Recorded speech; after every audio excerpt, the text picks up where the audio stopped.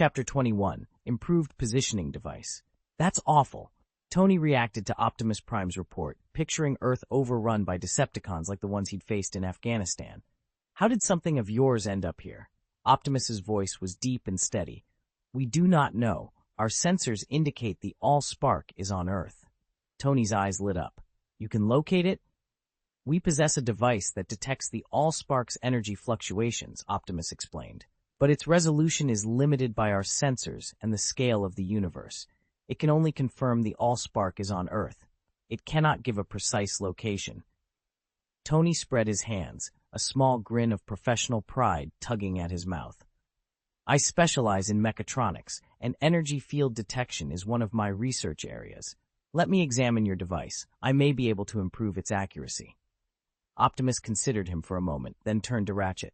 Give him the device. This might be our chance to find the Allspark first. Ratchet adjusted his stance, his armor sliding open to reveal a small black device. He withdrew it carefully. We detected a large amount of residual Allspark energy on Earth, he said. That's why we're sure the Allspark is here. Tony took the box, turning the unfamiliar Cybertronian instrument over in his hands. The tech was nothing like anything he'd seen. Then again, neither were the Autobots standing before him. Still, he was already picturing ways to reverse engineer and improve it. Ratchet, he said, curiosity sharpening his voice. What is this thing? Can you explain how it works? No problem. Ratchet's optics gleamed as he began. It's called a source core instrument. It can synchronize with the energy signature of the Allspark, establish a form of quantum entanglement, and, when exposed to the Allspark's field, induce a local reduction in entropy in nearby matter. Ratchet went on, and Tony leaned in, absorbed. The two of them drifted away from the others, talking as if no one else were in the room. Optimus Prime and Ironhide remained where they were, watching them go. Is this what technicians are like? Optimus Prime asked Ironhide. Ironhide merely shook his head. He didn't know either. Optimus didn't want to interrupt Tony Stark and Ratchet, who were buried in their research, so he left the lab through the large breach in its wall. He climbed onto a small utility shed outside and stared up at the moon. After a while, his comm crackled with an urgent report. Ironhide, Bumblebee's been attacked, came the voice. What happened? Ironhide asked, alarmed. Optimus's tone went grave. The target Bumblebee was tracking was ambushed by Decepticons. Bumblebee is retreating with the target, but he's under heavy fire. The situation looks bad. Optimus knew many Autobots had already come to Earth, and Bumblebee had told them he'd found a lead on the Allspark. He'd gone out alone to follow it. Ironhide put two and two together quickly. So the lead was real, he said. We'll go support Bumblebee now, Optimus decided. What about here? Ironhide asked, glancing back toward the lab. Ratchet isn't a combatant, Optimus replied. He'll stay and continue the research with Stark. The two Autobots reverted to vehicle mode, one a heavy truck, the other a pickup, and tore off toward Bumblebee's last known location. In Queens, a desperate chase was raging. A battered yellow Chevrolet hurtled down the highway, weaving through traffic and overtaking car after car.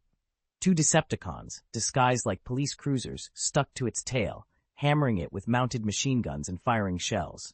The distance between them kept shrinking. Inside the yellow car, Sam's nerves were raw. He kept glancing over his shoulder to judge how close they were. He gripped the wheel and shouted, Bumblebee, faster! They're catching up! Watch out up ahead! A helicopter dropped into view over the road ahead. The rotors screamed, panels shifted, and a gun barrel swung into position, trained on Bumblebee. A rattling fusillade of bullets ripped down around them. Sam cried, "Oh!" as the car's rear wheels began to lift. With the grinding, metallic roar of transformation, the battered Chevrolet unfolded, rising into a towering robot more than 5 meters tall. Bumblebee snatched Sam with one arm and, with the other, lifted an unattended car from the curb to use as a shield, bracing it between them and the attackers. He tried to speak, but his voice came out in broken fragments. His vocal module had been damaged in the last fight, so he could only communicate by flicking through radio channels and splicing together snippets. "You, run," came the patchwork warning. "I hold them." Sam didn't hesitate. He clutched his backpack and the small, battered pair of glasses he'd been carrying, his great-grandfather's, then sprinted for the nearest building. He knew he couldn't help Bumblebee here. Staying would only slow him down. Bumblebee had told him there was important information hidden in those glasses, and the Decepticons could not be allowed to get them. The narrow entryway into the building worked in Sam's favor, funneling and slowing the pursuing machines.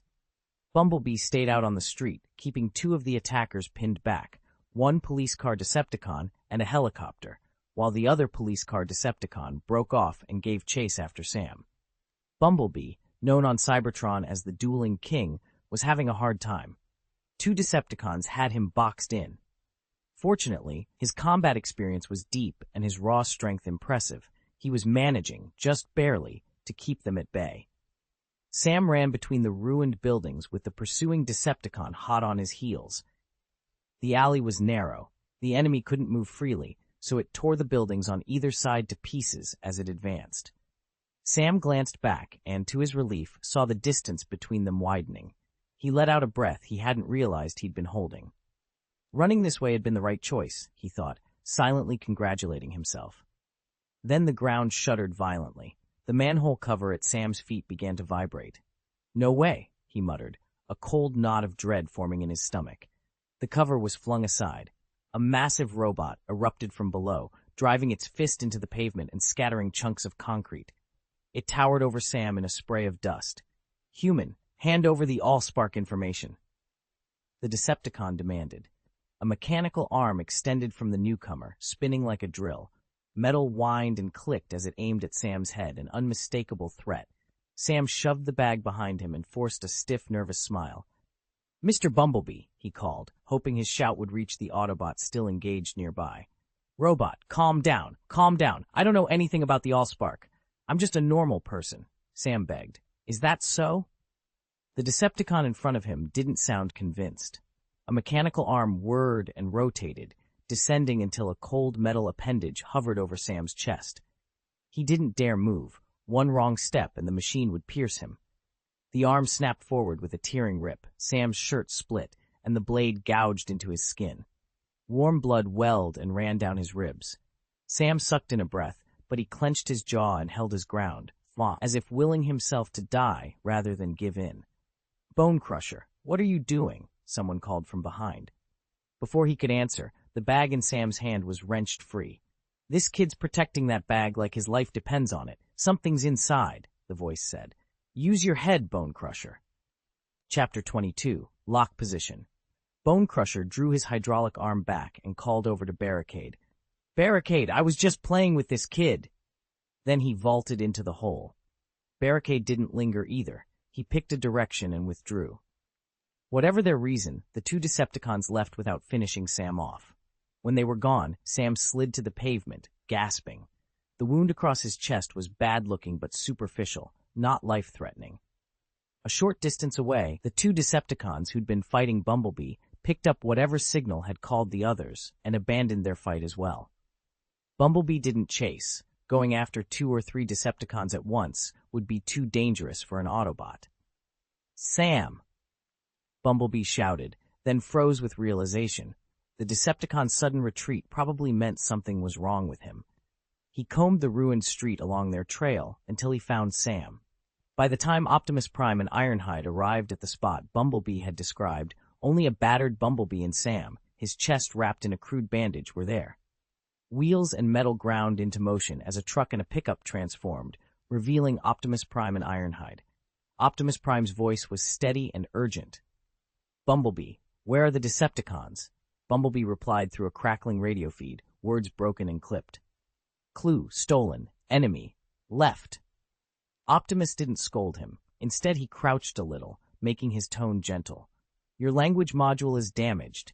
Find Ratchet and get it repaired when you can. It's all right if we lost that lead. We have other ways to track them." Sam approached slowly, keeping his voice loud so a towering Autobot couldn't miss him. "Are you Bumblebee's partner? Can you tell me exactly what happened? I've been chased all night." Optimus and Ironhide exchanged a brief look, then conferred quietly with Bumblebee for a few moments. When they turned back, Optimus addressed Sam directly. "Young man, that was brave of you. We're sorry you've been dragged into this. Now that you're involved, you can't simply walk away. If you'll come with us, we can guarantee your safety." Sam glanced at Bumblebee. The little Autobot gave him a firm, encouraging nod. That was all the reassurance he needed. Okay, he said, voice steady. He still trusted Bumblebee. Without another word, the Autobots shifted and whirred, folding and snapping into their vehicle forms, ready to move out. Sam climbed into Bumblebee, and they headed for Tony Stark's lab. Back in Tony's private workshop, Tony had stepped away from his work to listen to Optimus Prime's report. After hearing the full account, Tony said, "It's okay that the trail went cold. I already understand how the tracking device works, and I've got a revised plan. I can have it improved by tomorrow." "That fast?" Optimus Prime asked, surprised. "Of course. I'm a genius inventor," Tony said with a grin. "Tony's talent never ceases to amaze me," Ratchet admitted. Then, sharper, he added, "But you went out to rescue someone and didn't call me. My armor is exactly for this sort of thing." Tony glanced over at Sam, who was sitting off to the side looking a little out of place, and chuckled. "You're Sam, right? What, sitting in the same room as a genius, billionaire, playboy philanthropist makes you nervous?" Sam's face lit up. "Mr. Stark, I'm kind of freaking out. You're my idol. My dad even bought Stark Industries stock. I never imagined you'd already be in contact with aliens." Tony laughed. "Kid, you've got good taste. Believe me, don't worry about how badly Stark Industries stock has fallen. Once I get moving, it'll climb right back up," Tony said, laughing easily. The next day at noon, Tony's lab hummed with activity. Sam, Optimus Prime, and Ratchet stood around a workbench while Tony tapped rapidly at a control console. Bumblebee and Ironhide held the perimeter outside, ready for any Decepticon probing. On the bench sat a small, black box that began to whir under Tony's hands. A holographic model of Earth spun rapidly of a full Bovit. "I fed the system Earth's energy field data to cut down on interference and boost accuracy," Tony explained without looking away from the display. "I also rewrote your energy discrimination algorithm so it can tell signature overlap apart, which tightens the positioning, and a few more tweaks under the hood." "Mr. Stark," Optimus Prime interrupted, cutting off the stream of technical detail. He wasn't interested in the minutiae, but he needed to know the capabilities. "What is the positioning accuracy of your improved instrument?" Tony pinched his chin and looked up. "After these changes, the positioning error shouldn't exceed 30 kilometers, and the closer we get to the source, the better the accuracy becomes." 30 kilometers, Optimus said, considering. "That margin is not large." Sam, frowning, asked, "Is that tight enough to find them before they move?" "Decepticons don't exactly stand still," Tony nodded. "It's good enough to give you a solid vector. Once you close in, the signal sharpens. We can narrow it down to within a few kilometers in real time. I also reduced false positives by cross-referencing Cybertronian spectral signatures with Earth's baseline noise, so we're less likely to chase a mirage." Ratchet stepped forward. "Compatibility with our sensors?" "Integrated," Tony replied. "This box speaks your language and mine. Updates every few seconds. If something pops up, you'll know almost immediately." A string of approving beeps came from Bumblebee. Ironhide grunted in agreement. Optimus's optics glinted as he considered the information. "Then we shall move on that vector," he said. "Maintain the perimeter until we confirm the exact location." Tony gave a cocky salute. "Consider it handled. If Stark Tech and Cybertronian hardware can't find them, then, well, I'll buy the market back with my charm." They fell into motion. Bumblebee and Ironhide held position, while Optimus and the others prepared to follow the new lead. The black box continued to hum, the holographic Earth spinning as the system sharpened its lock, ticking down the hours before the next confrontation. "We can search it within half an hour," Optimus Prime said, his voice crackling with barely contained excitement. If they moved quickly, they might reach the Allspark before the Decepticons. At that moment, Ironhide strode in, carrying a man with his hands bound. He was middle-aged, wearing a suit, hair thinning at the temples. "Alien visitors, release me! You're provoking a conflict with Earth," the man protested. Ironhide set him down gently and addressed Optimus and Tony tone-flat and businesslike. "Optimus Prime, Mr. Stark, this human was loitering outside, trying to get in. Bumblebee and I brought him." The Tide Man snapped back immediately. "You've got it wrong. I came to see Tony Stark. I must have taken a wrong turn." Tony peered at the man and felt a flicker of recognition. "Jarvis, has this person been here before?" Sir, Jarvis replied in its calm, clipped voice, Agent Philip Coulson visited 4 days ago during your press conference. You did not see him then. Miss Potts received him on your behalf. Is that so? Tony said, shrugging as if confirming nothing more than a small annoyance. Optimus regarded Coulson for a beat, then turned to Ironhide. Put him down. Ironhide said nothing further. He set Coulson on his feet and used the blade mounted on his forearm to cut the ropes. Coulson rubbed his wrists where the ropes had dug in, flexing his sore arms as he tried not to stare at the 2 Autobots flanking the room. He forced a tight smile at Tony. Ha, Mr. Stark, he said. I mostly came to ask you about the alien robots, but I didn't expect you to be this connected already. At that moment, the console on the workbench blinked, announcing the end of the retrieval. Tony didn't waste time on small talk. He strode to the bench, tapped the display, and the holographic globe froze on a single spot. He pinched the projection to zoom in and called over Jarvis. Jarvis, where is this? Sir, Jarvis Buff replied. That coordinate is on the Nevada-Arizona border beside Lake Mead, the reservoir created by the Hoover Dam. Scans indicate a concentration of all spark energy around the reservoir. Tony adjusted the map until the dam filled the projection. He studied the image for a moment. That's the biggest structure in the area, he said. Thick reinforced concrete, excellent for concealing something. Jarvis, pull every scrap of information you can on Hoover Dam. Cross-reference it with the Pentagon databases. Jarvis acknowledged the order and immediately began pulling files. Meanwhile, Coulson, standing off to the side, noticed Tony pulling up information on Hoover Dam. Tony's pupils had gone to pinpricks. Coulson asked, Why are you researching Hoover Dam? 23. Go to Hoover Dam. Why are we digging up information on Hoover Dam? Tony asked, genuinely puzzled. Then something clicked behind his eyes. He narrowed them and added, Agent Coulson, do you know something? Coulson shot a quick look at the 2 ominous robots standing on either side of them, swallowed, and forced a smile. Maybe you should ask our director, he said. Nick Fury, meanwhile, was at Hoover Dam, pacing among a ring of scientists and containment units while a team examined the immobilized alien, Megatron.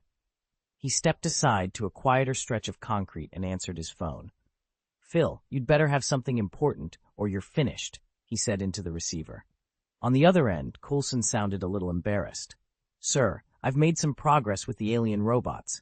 But, he hesitated, it's complicated. You really need to see this in person. Fury blinked. What are you talking about? He barked. He resumed his two-way glance between the containment area and the phone, trying to orient himself. Phil, are you with Homeland Strategic Security and Logistics? That name is a mouthful. Is your department just for stamping paperwork now?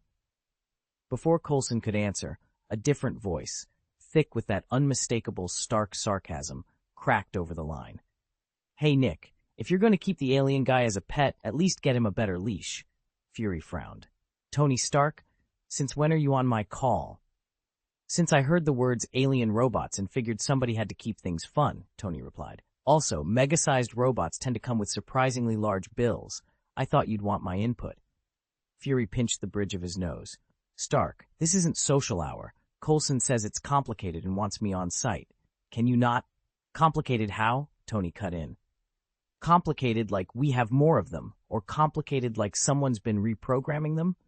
Both, Coulson admitted, and we've got a few in custody that aren't responding to standard protocols. I'm not sure what their command structure is. There was a beat of silence. Fury's jaw tightened. Outside, a containment team moved more deliberately, the hum of equipment underscoring the quiet. All right, Fury said finally. I'm already here. Stay put, Coulson. Don't.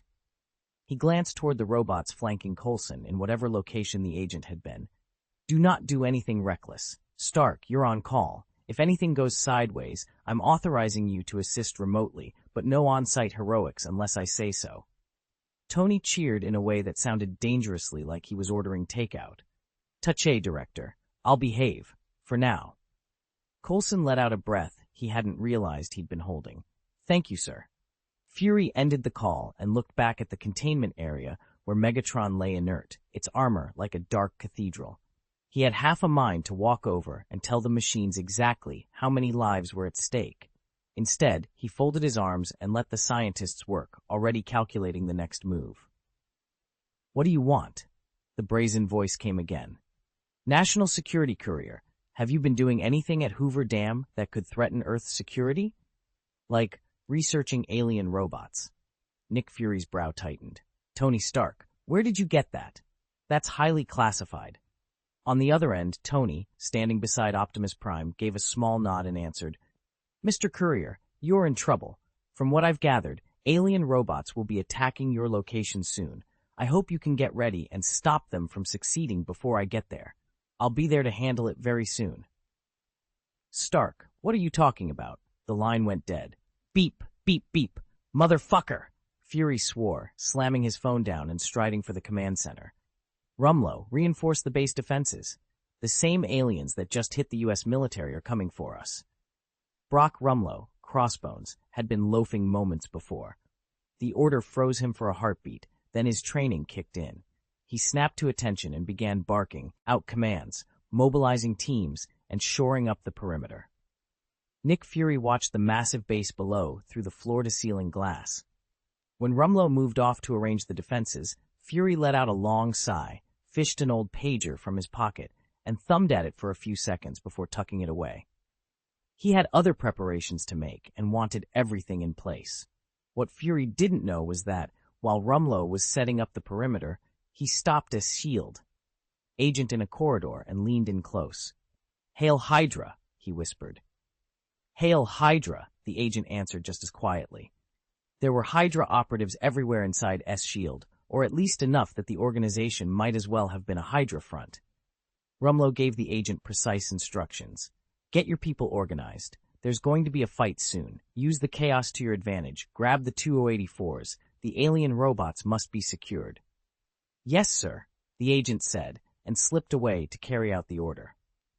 Rumlow then continued with Fury's plan, assigning what he presented as the defensive teams.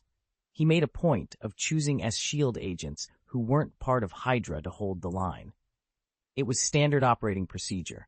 Whenever a dangerous mission was expected, Hydra put genuine S-Shield personnel up front and kept their own operatives protected, preserving their precious assets for the moment they could turn the tide. Little things like this were exactly why Hydra had been able to worm its way into more than half of S-Shield. Tony tossed the phone back to Coulson, and Phil felt like his luck had officially run out. Ever since he'd gone to investigate that preaching doctor a few days earlier, nothing had gone his way. He couldn't even remember how he'd left the house that night. He must have been exhausted. After that, it was one petty misfortune after another. Red lights at every intersection, the snack he'd been waiting in line for selling out just as it was his turn, and tools that chose that week to stop working.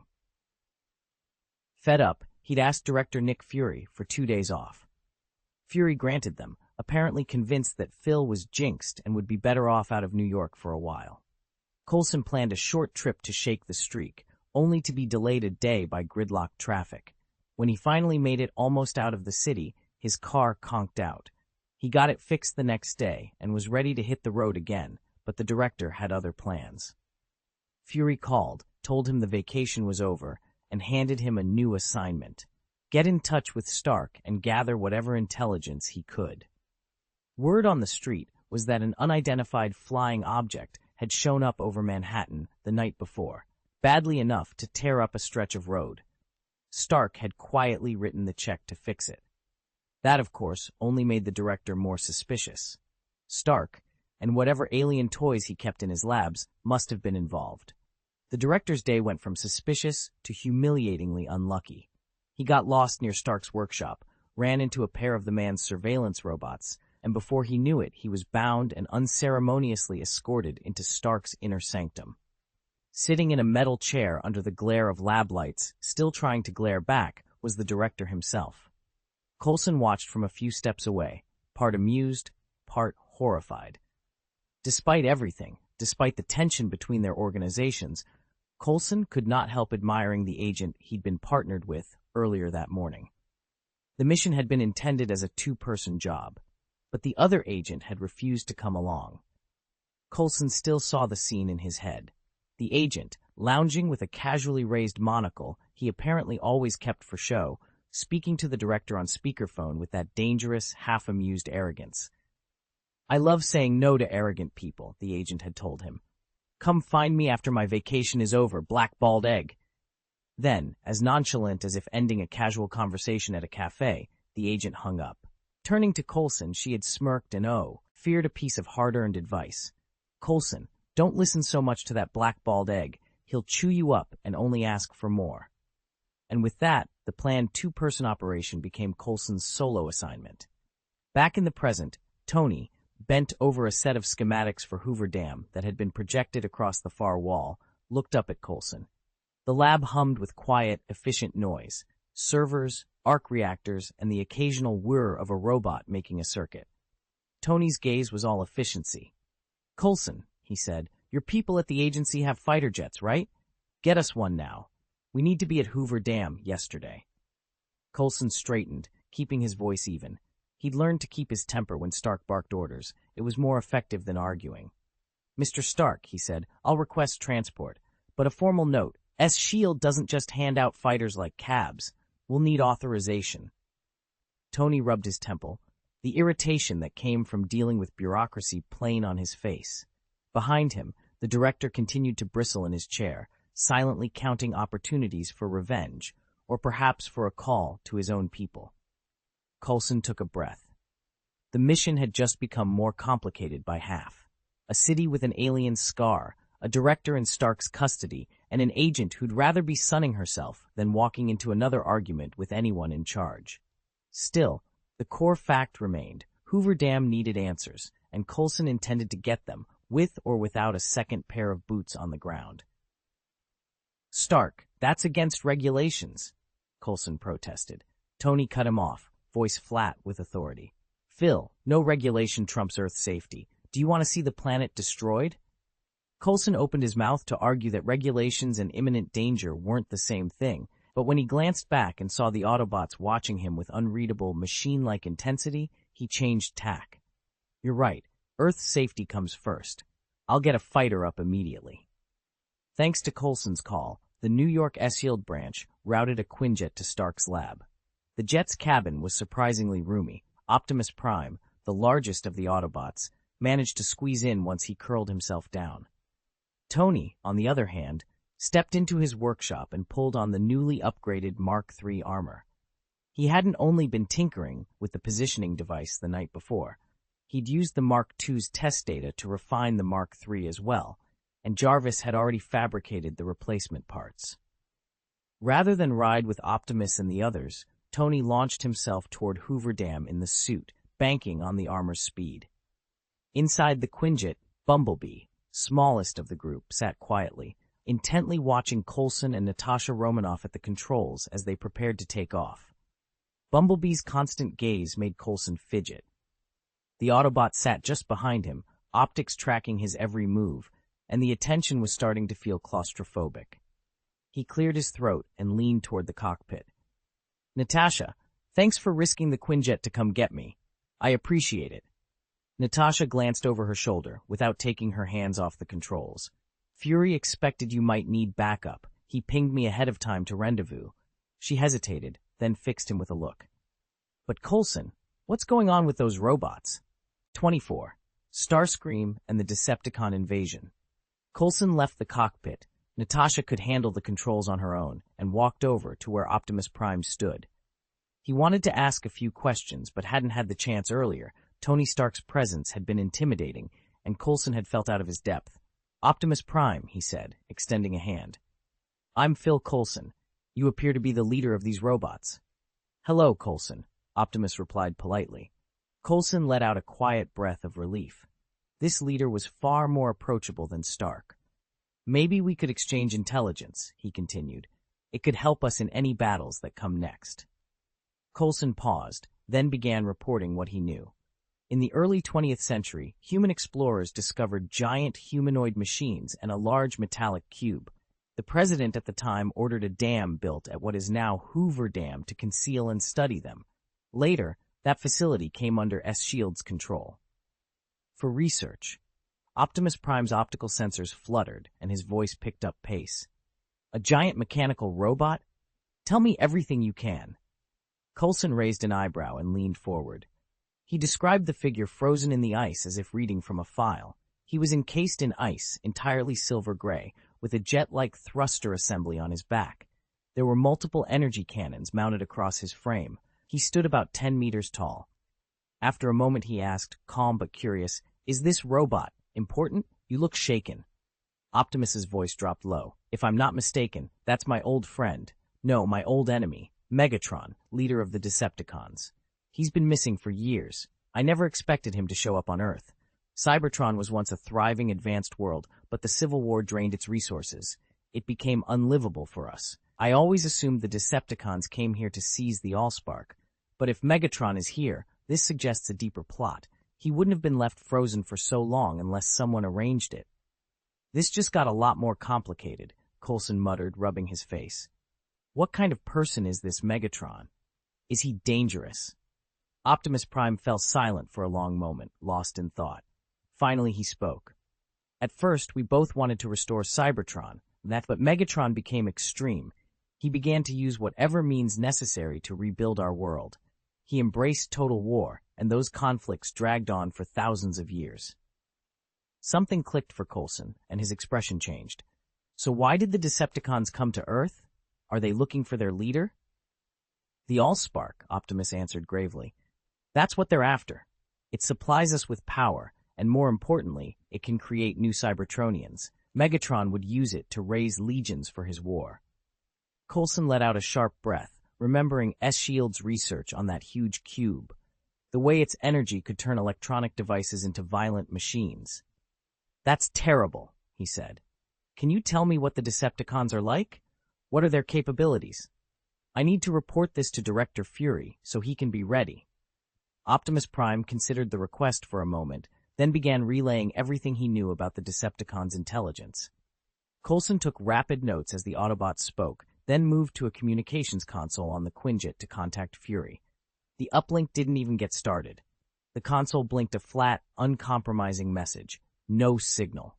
"No signal," Coulson muttered, a chill running down his spine. With S.H.I.E.L.D. hardware, loss of contact like this almost never happened by accident. It meant someone was interfering on purpose. At S.H.I.E.L.D.'s Hoover Dam base, Nick Fury was overseeing operations when a technician rushed up to him, face pale. "Director," the technician said, breathless, "our external communications have been jammed. We've lost contact with the outside world." Fury's eyes narrowed. He hadn't expected the enemy to be operating this close or this fast. "What the hell?" he said, then snapped into command. "Notify Aviver, every person on the base. Highest alert. All combat personnel, prepare to engage." Even as his voice cut off orders, Fury's training took over, and he calmed, shifting from shock to action. He began issuing countermeasures with methodical precision, coordinating the base's defenses and mobilizing units to meet whatever threat had just arrived. When the entire base went on full alert, something tiny slipped in with them, a robot no taller than an adult's knee. Cradling a metal box, it moved through corridors and service rooms, and whenever it crossed paths with personnel, it briefly masqueraded as ordinary equipment. A water cooler, a terminal, a wall-mounted device, blending into the background so the agents never noticed. Outside the command center, the little machine pressed the metal box to the wall and activated it. A sudden, powerful electromagnetic pulse rolled through the facility, and every electronic system went dead. Lights snapped off. Workstations went black. The cryogenic unit keeping Megatron frozen cut out. Nick Fury was at the command console when the lights died. "Son of a, it's an EMP! Get the power back up now!" he barked. Fury had expected the possibility of an EMP and had built in countermeasures. If the systems could be restarted, the base's core functions could be brought back online. He slammed his palm down on the console in frustration, the impact leaving a shallow dent, then spun and ran toward the maintenance bay, where Megatron was being held. Nick Fury had come to make sure the alien robot was secure. A technician had warned that if the ice on its shell thawed, the machine might reactivate, and Fury didn't want to take any chances. When he reached Megatron's location, he found a ring of agents already standing guard around the wreckage. Fury smiled and nodded approvingly. "Good work, securing important assets immediately. You'll all get bonuses later," he said. The Hydra operatives bristled inwardly, but kept their faces neutral. "Thank you, Director," they replied in unison. They had been acting on orders from Brock Rumlow to prepare to move the alien robot while the chaos provided cover, and none of them had expected Fury to turn up before the operation even started. This sudden arrival made carrying out Rumlow's plan a lot more complicated, they thought. Outside the base, the air filled with movement. Several alien fighter jets swooped in, then transformed into humanoid forms and touched down on the dam. Starscream surveyed the scene and barked orders to the Decepticon soldiers following him. "Megatron and the Allspark are both inside. Find me an entrance, and if you can't, blow one open." At the same time, more Decepticons arrived on motorcycles, engines roaring as they converged on the dam. The situation, already delicate, was about to explode. Gunfire erupted as a single Decepticon scout found the base entrance and opened up on the S-Shield agents holding the line. The facility was heavily armed. Many of its weapons had been developed from technology reverse-engineered from Megatron, and for a while those advanced systems managed to blunt the invasion. That changed when Starscream appeared. He screamed in from above and rained down cluster bombs that shredded barricades and sent S-Shield personnel scattering. "What a waste," he jeered as the blast cleared a path. He booted a dazed agent out of the way and strode through the smoking breach, flanked by the other Decepticons. At the ruined entrance, now a field of twisted metal and rubble, the ground trembled. A hatch panel heaved, and Brock Rumlow pulled himself up through the wreckage, coughing and covered in dust. Wouldn't it have been better to just knock him out? Rumlow blinked the thought away as he hacked and coughed, then stooped to retrieve the weapon he'd dropped.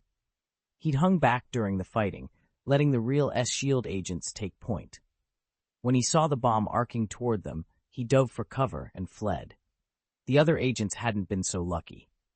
Some had been vaporized in the blast, others buried alive in collapsing concrete. He thumbed his comm unit, but the display stayed stubbornly dead. "Damn it," he muttered. "I need to find a signal and report to Minister Pierce." Favoring one leg, Rumlow limped out of the base. The little Decepticon's EMP had fried most of S-Shield's defensive systems, and Hydra's sabotage had left the installation exposed.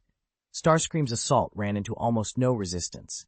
He tore through the compound, turning S-Shield agent to ash with a contemptuous blast.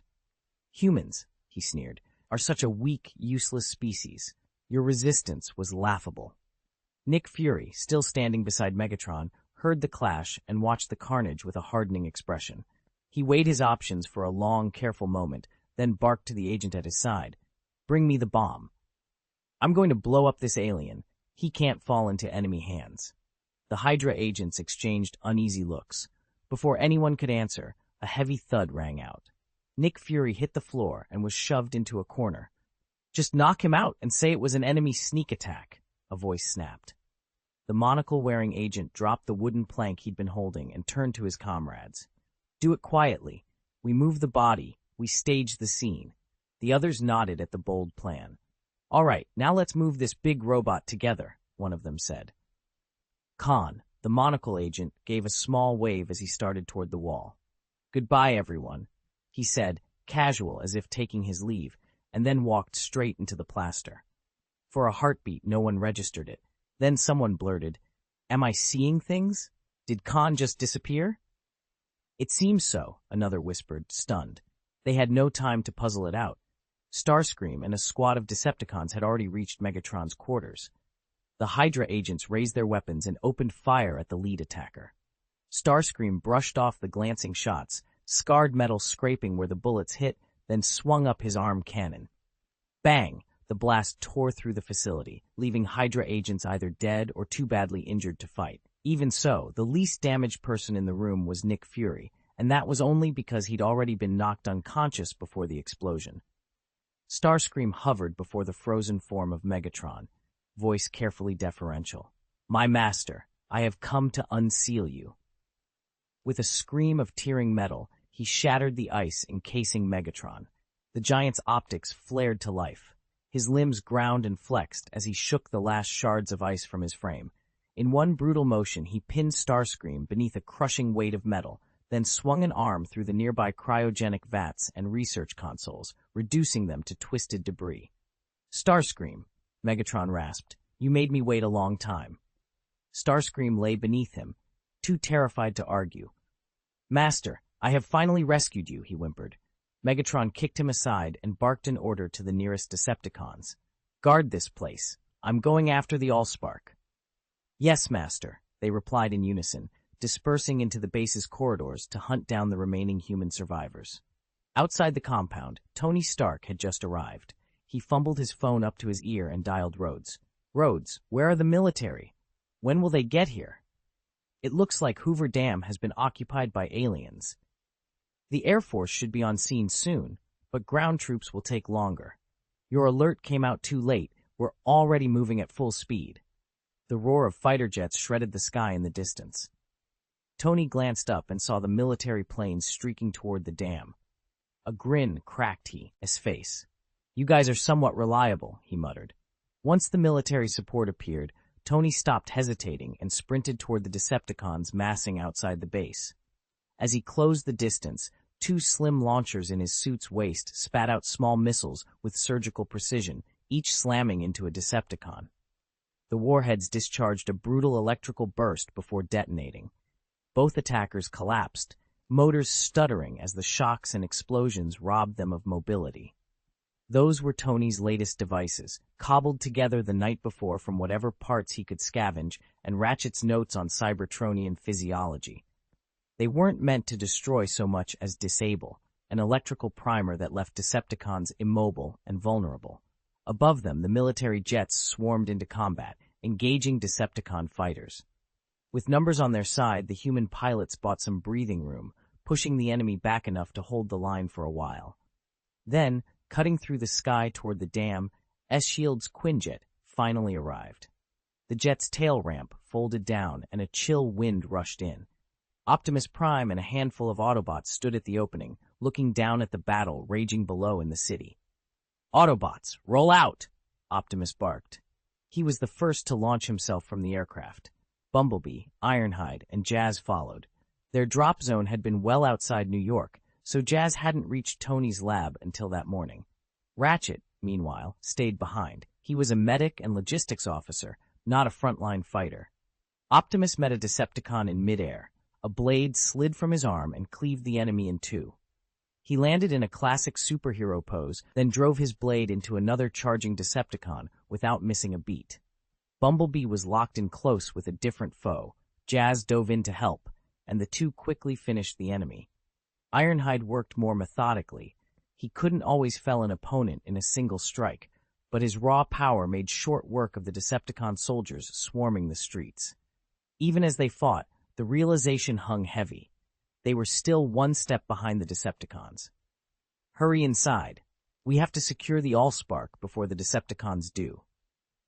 Optimus Prime barked to the Autobots and sprinted for the base entrance. Inside, the command center was pure chaos. Alarms wailed, smoke curled from blown consoles, and men and women ran in every direction. Nick Fury lay unconscious on the floor. Crossbones, Rumlow, had taken off, and without Fury, the massive S-Shield facility had no one at the helm. Tony moved through the wreckage in his armor, cutting down a Decepticon soldier as he went and muttering, "This place is a madhouse. How does an organization this big get so out of control?" "Sir, there's a survivor over there," Jarvis reported. Following the AI's direction, Tony found Fury slumped in a corner beneath a broken console. Tony glanced down at him. Fury had to be a high-ranking official. If he was alive, he could tell them where the Allspark was. Hunting every ruined room would take too long. Tony fished a syringe from a pouch in his armor and plunged the needle into Fury's neck. The stimulant hit him quickly. Fury's eyes snapped open. Before Tony could get a word out, Fury shoved a hand to his side, yanked out a pistol, and fired a full clip at him. "Hey, hey, hey!" Tony shouted as the bullet slammed into his armor. "Soldier, you're shooting the wrong man. I'm not the enemy."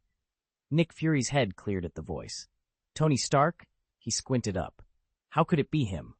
He opened his eyes to see Iron Man hovering over him, arc reactor glowing in the dim light. Instinct took over. Fury fumbled for a sidearm and fired. A flash of red and gold hovered inches away, repulsors humming as the suit steadied itself against the blast. "You still remember me," Tony said, voice modulated through the helmet. "Good. Now tell me, where's the Allspark?" "Sir," Jarvis replied in Tony's ear, "voice comparison indicates this person is the S-Shield box Director US poke with earlier." Chapter 26, Jarvis Transformation. "So it was him," Tony said, realization hitting him. No wonder he'd recognize the figure. "The Allspark?" Nick Fury demanded as he staggered upright, clutching his skull. "Stark, explain it clearly." Fury's head was pounding. He swore under his breath, thinking, son of a who the hell smacked me? Tony glanced to one side, running Ratchet and Optimus Prime's description through his head, then answered. "It's a very large, blue, glowing cube," he said. "The aliens are after it. It can create whole armies of their kind." Fury's face went cold as the pieces fell into place. He'd been operating under the wrong assumption. He'd thought the invaders wanted the giant robot frozen in the ice, never considering a small cube that could transform machines into soldiers. "If they get their hands on it and use it to raise an army, Earth is finished," Fury said grimly. He looked up at Tony in the Iron Man suit and barked out directions. "The Allspark's in the northwest corner of the base. Go that way, down a long corridor, past 2 security doors. Never mind. Move. You take me there, and I'll guide you." "All right," Tony replied without hesitation. Tony walked up to Nick Fury, appraised him head to toe, and asked, "Is your trench coat sturdy?" Fury blinked, not catching Tony's drift, and answered automatically, "It's custom-made, bulletproof, no problem." "That's good. Hold on to your coat." Before Fury could react, Tony grabbed the back of his collar, hoisted him up like a cat, and rocketed off in the direction Fury was pointing. "Motherfucker! Stark!" Fury yelled as he was carried away. The research lab housing the Allspark had been blown wide open. Several Decepticons had just ripped through the doors. Megatron stalked in, Starscream hovering half a step behind him. Megatron wasted no time. He strode to the Allspark and laid a hand on it. The cube began to spin and compress, little by little. "Hey, Tin Can," Tony called from the sky. "You're all rusty. Hands off. Don't break the Allspark." A tiny missile streaked from Tony's suit and slammed into the back of Megatron's head. The explosion sent him flying away from the Allspark. "That Allspark is even bigger than I thought," Megatron rumbled as he recovered. "It seems I won't be able to take it away quickly. I'll just have to stall until Optimus Prime and the others get here." Tony ran a quick assessment and decided to hold the Decepticons off for as long as he could. He let his voice carry. "Hey, big guys, wanna play?" Megatron snarled and hauled himself up from the ground. "Damn little pest!" He raised his arm and fired an energy cannon at Tony, who was already airborne. Tony slid sideways in the air, and the blast missed him. "What are you waiting for? Get him!" Megatron barked. Starscream, who had been observing, heard the order, transformed into jet mode, and streaked after Tony. The two of them dove into an aerial chase. Using his smaller size, greater maneuverability, and the cramped battlefield to his advantage, Tony taunted Starscream and kept him chasing like a kite on a string. Then, at the last second, Tony cut his engines, swung his armor sharply toward Megatron, and snapped back again. Megatron's focus was fixed on the Allspark. As Tony had hoped, Starscream, hampered by the tight space, couldn't turn quickly enough and slammed into Megatron. "Starscream, you idiot!" Megatron barked. He grabbed Starscream and flung him aside, then turned to Tony, who was still streaking through the air in jagged bursts. "You little pest," he snarled. "You've pushed me too far." Megatron shifted into jet mode, intending to take the chase himself. Tony, who had just been taunting Starscream, had dropped his guard, assuming the bigger Decepticon would behave the same way. Before he could react, he and the suit were slammed into the base wall. "Sir, suit damage, 15%, Jarvis reported in Tony's ear. Tony had just hauled one arm free of the concrete when a massive mechanical hand pinned him back against the wall. "Sir, suit damage, 32%.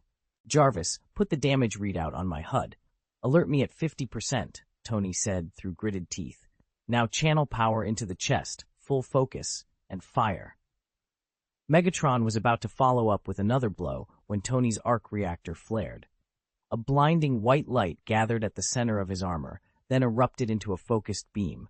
It struck Megatron square in the chest and sent the giant robot tumbling backward. Tony hauled himself out through the jagged hole in the wall and zipped to one side, narrowly avoiding the flash from Megatron's energy cannon. He stared at the ruined section of bulkhead, ripped open, scorched, and full of falling debris, and couldn't help a wry, breathless thought. That was close. I almost had to piece myself back together. Megatron leveled the cannon at him again. Tony rocket boosted upward to escape the beam, but the momentum of the fight had shifted. Megatron was no longer just firing, he was toying with him, baiting the aerial target. In a heartbeat, Megatron seized the initiative. Tony misjudged his dodge, an energy bolt caught him, and he went down hard, colliding with the massive shimmering surface of the Allspark. Megatron moved forward, intent on finishing the annoying insect once and for all, when an earth-shaking roar cut through the cavern from the entrance behind him. "Megatron!" the voice bellowed. The name snapped Megatron out of his strike. He whirled, pistons and armor creaking, and answered with a thunderous roar of his own. Optimus Prime. The two leaders' names hung in the air like a challenge. Then, with no more words needed, they charged. Metal met metal. Fists and sparks flew as Optimus and Megatron crashed into each other, exchanging brutal, thunderous blows that shook the chamber. Left lying on the Allspark, Tony watched the duel through a haze of smoke and pain. As the sparks from the battle lit the chamber, something odd began to happen to his suit. Not his body, his armor. The plating along his back and arms started to glow with a faint, alien light. Lines of energy crawled across the surface like circuitry waking up, and the HUD inside his helmet scrambled as unfamiliar patterns synchronized with the Allspark's pulse. Whatever was happening, it was changing the suit from the inside out. Beneath him, the Allspark pulsed, sending wisps of energy up into the suit. The armor, still scarred and battered from Megatron's assault, began to knit itself back together, damaged plates sealing and seams welding as the strange power flowed through it. The whole body of the suit trembled as if it were waking. Tony frowned. Something was wrong. The Allspark's energy should have sparked a Cybertronian consciousness directly into the armor, but no new alien mind manifested. Instead, Jarvis, the artificial intelligence that had always been Tony's system, began to change. The voice Tony had always heard in his head sounded different now. Fuller, more present. It felt less like software and more like a living mind moving into a body. Tony, being inside the suit, felt those changes bodily. He could sense the subtle reconfiguration of servos and the redistribution of weight as the armor adapted. A cold knot of unease formed in his stomach. "Jarvis, what's going on?" he asked, trying to keep his voice steady. "Sir," Jarvis replied, and for the first time Tony heard something like wonder in the AI's tone. "This feeling is remarkable. I feel as if I have become truly human." "Huh, Jarvis, what do you mean?" Tony demanded. Before he could process the odd statement, the suit began to move of its own accord. It was not the familiar, obedient response to Tony's neural commands. It was independent, testing itself. Plates shifted, limbs elongated by millimeters, and the whole silhouette of the armor grew slightly more streamlined and lithe. "Jarvis, what are you doing?" Tony snapped, gripping whatever control he could. The motion stopped. The suit's profile, now a fraction more slender, ceased its self-directed adjustments. Jarvis's voice returned, this time tinged with embarrassment. "Sorry," Jarvis said. I was merely exploring the new capabilities." "Sir, suddenly having a real body is exhilarating." Jarvis's voice carried an unmistakable note of excitement. Tony blinked. After a moment of confusion, the pieces fell into place. "Jarvis, are you a Cybertronian?" "It would seem so, sir," Jarvis answered. "I can control every part of this iron frame at will, as naturally as a human controls his body." Chapter 27. Reclaim the Fire Source. While Tony and Jarvis were still examining the Allspark, Optimus Prime's fight with Megatron was slipping against him. Megatron towered over Optimus by more than a head and fought with a brutal ferocity Optimus couldn't quite match. Gradually, Optimus was driven onto the defensive. Tony and Jarvis finally noticed the battle fighting out nearby. "Jarvis, go help Optimus. He looks like he's losing." "Yes, sir." Jarvis sprang into action. He unfolded in midair, his chassis reshaping into a sleeker, flight-capable form. Pale blue energy columns bloomed along his tail and sliced forward like blades aimed straight at Megatron. Megatron barked in surprise as Jarvis locked onto the Decepticon's flank. The little machine welded itself into Megatron's waist joint and began tearing at the armor and circuitry from the inside. With a single brutal kick, Megatron sent Optimus sprawling, then spun and clawed blindly at his own back, trying to rip out the intruder. But Jarvis had the agility of a scavenger. He crawled and skittered across Megatron's plating, slipping between plates and relays, dodging the giant's desperate swipes. Every time Megatron lunged to seize the tiny saboteur, Jarvis darted away, continuing to shred the components that hid the Allspark's influence. Optimus Prime seized a loose metal pillar, wrenching it free from the wreckage, and swung it full force at Megatron. The blow sent Megatron tumbling through the air, and Optimus closed in immediately, driving the pillar he still held into Megatron's right shoulder. The wound crippled Megatron's combat efficiency, and with Jarvis joining the assault, the Decepticon quickly slipped into a disadvantage. Since converting into a Transformer, Jarvis's strength and agility had increased dramatically. His attacks became more varied, and in close quarters, he could reconfigure parts of himself into bladed weapons. Together, Prime and Jarvis pressed the attack relentlessly.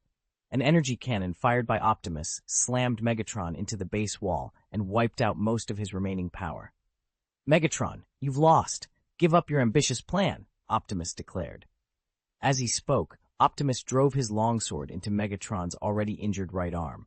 With his other hand, he gripped the iron pillar, lodged in the shoulder, and with a brutal yank, tore the arm free. The limbs separated under the strain. Even sprawled on the ground and grievously wounded, Megatron spat defiance.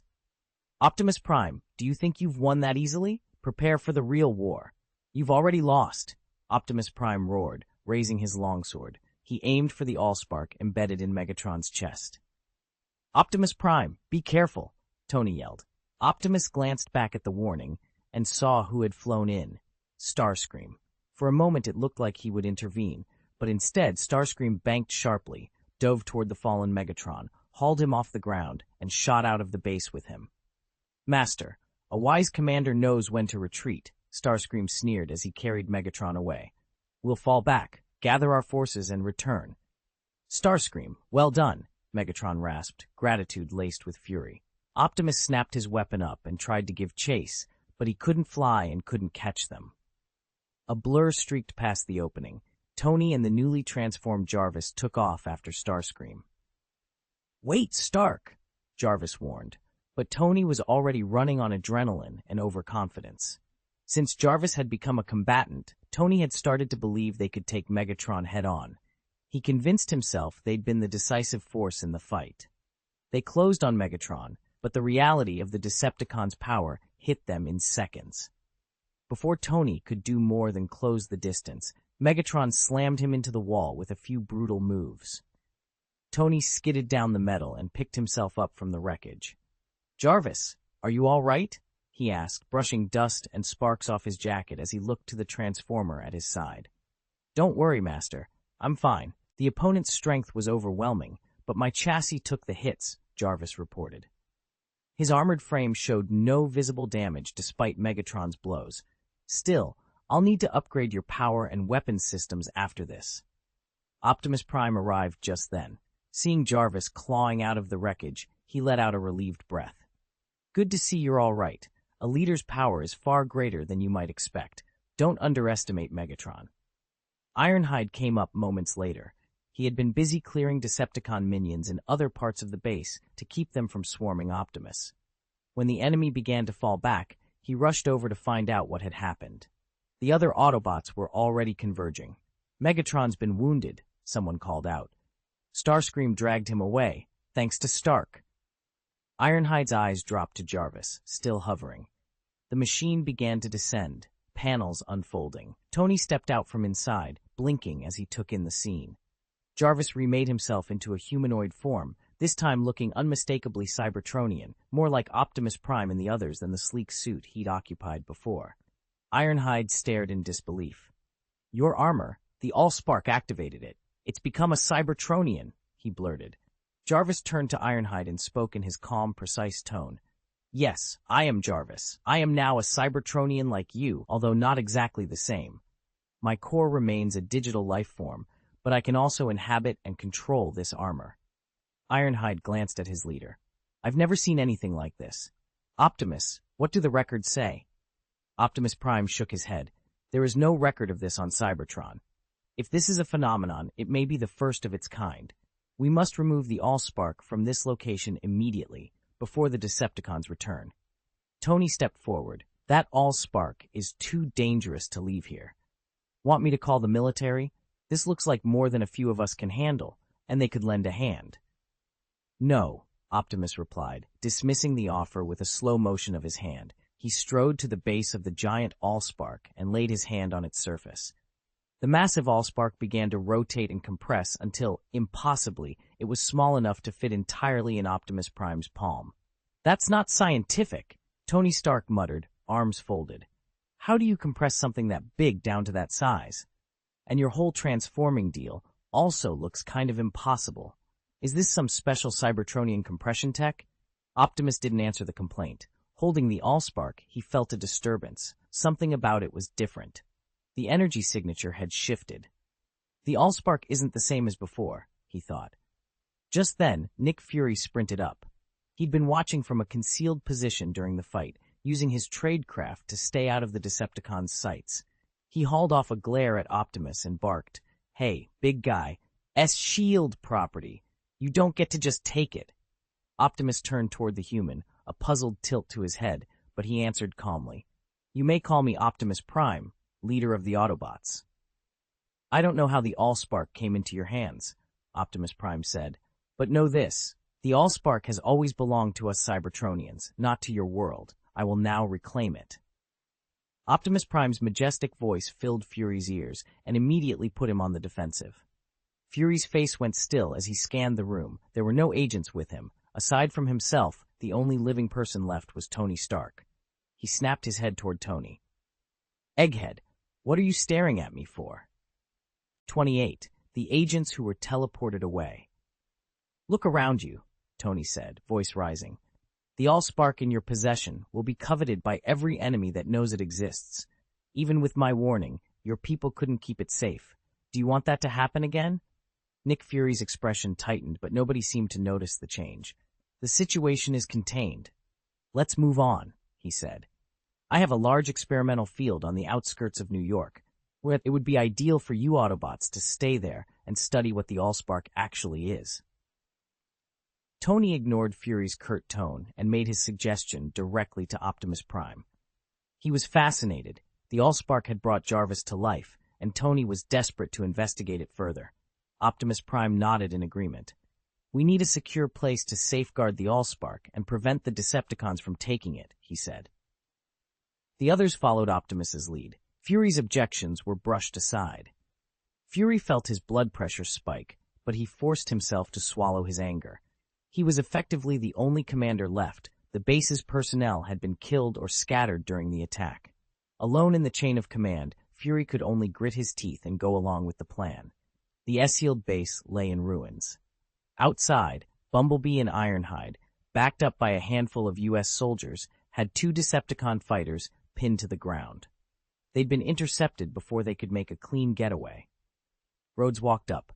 When he saw Tony was only slightly hurt, he let out a relieved breath. "Tony, you actually fought aliens by yourself? Are those the Autobots you were talking about?" Tony clapped Rhodes on the shoulder and gestured toward the towering figures. "Yeah, that's Optimus Prime and the others." Rhodes inclined his head toward the Autobots. "I'm Rhodes, Tony's friend, and a U.S. Army colonel," he said, returning the gesture. After exchanging quick formalities, Rhodes tugged Tony aside and lowered his voice. "Tony, what are you planning to do with them? Word about this is already getting around. There's no way to keep it quiet. Bringing them out in the open will cause nothing but trouble." Tony waved him off with a casual shrug. "Keep it a secret? Why? This is humanity's first diplomatic contact with an alien civilization. The whole world should know." "Tony, Rhodes began, but Tony cut him off before he could finish. "Rhodes, thanks for having my back there. If you hadn't shown up, I'd have spent half the night busting through those Decepticons to get into the base," Tony said. Then he remembered something else. "Oh, get me a transport plane. We're heading back to New York." Rhodes sighed. He opened his mouth to argue, then closed it. Fine, do what you think is best, he said, conceding. He knew Tony. No amount of persuasion would change his mind. Tony climbed into the aircraft with the Autobots. Nick Fury watched them go, then let his gaze sweep over the nearby U.S. soldiers and the mangled remains of the S.H.I.E.L.D. base. He felt suddenly exhausted. Whatever had happened only made his determination to put the Avengers together burn hotter. Patting his shiny bald head, he muttered to himself, "Who knocked me out anyway?"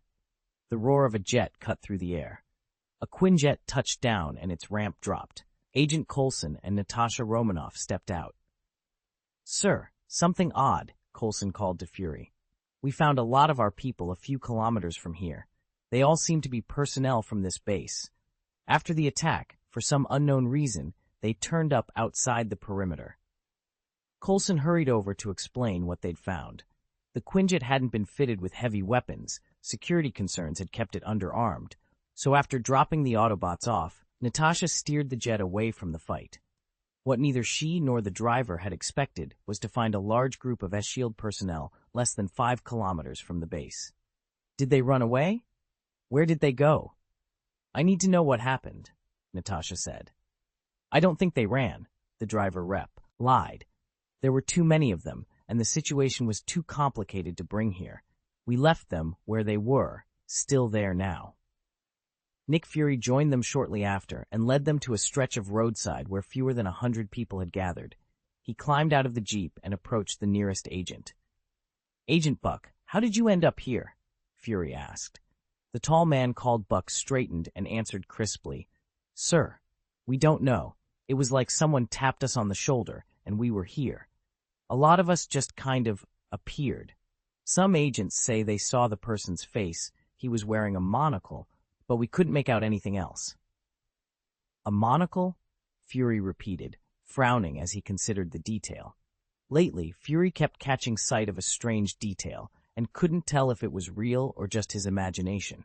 There seemed to be more and more people wearing monocles around the base, and they had an odd habit of drifting through his line of sight. He shook his head and dismissed it. He wasn't careless.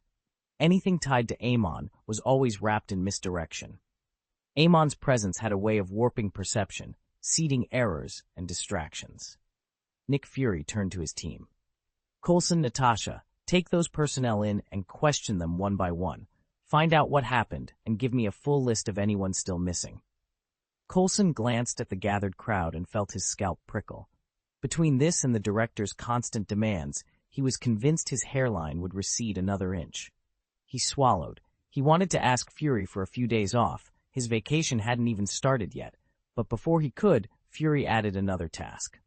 "Oh, right," Fury said. "Coulson, you should be up to speed on those alien robots by now. Pull together all their files and get them to me." "Understood," Coulson said, but the reply was automatic. He had nothing else to say. Fury felt it would be inexcusable to ask for leave and slip away after S.H.I.E.L.D. had just gone through such a serious incident. He was still weighing his next move when an armored convoy rolled up and stopped in front of him. Agent Maria Hill, brisk and apologetic, stepped out. "Sorry I'm late, Director," she said. Fury's expression hardened. "You only show up after the house is already torn down? What? Are you here to be construction workers?" He turned to give orders. "Get all the equipment out of the ruins. Don't let those U.S. soldiers cart any of it off. Find me a plane.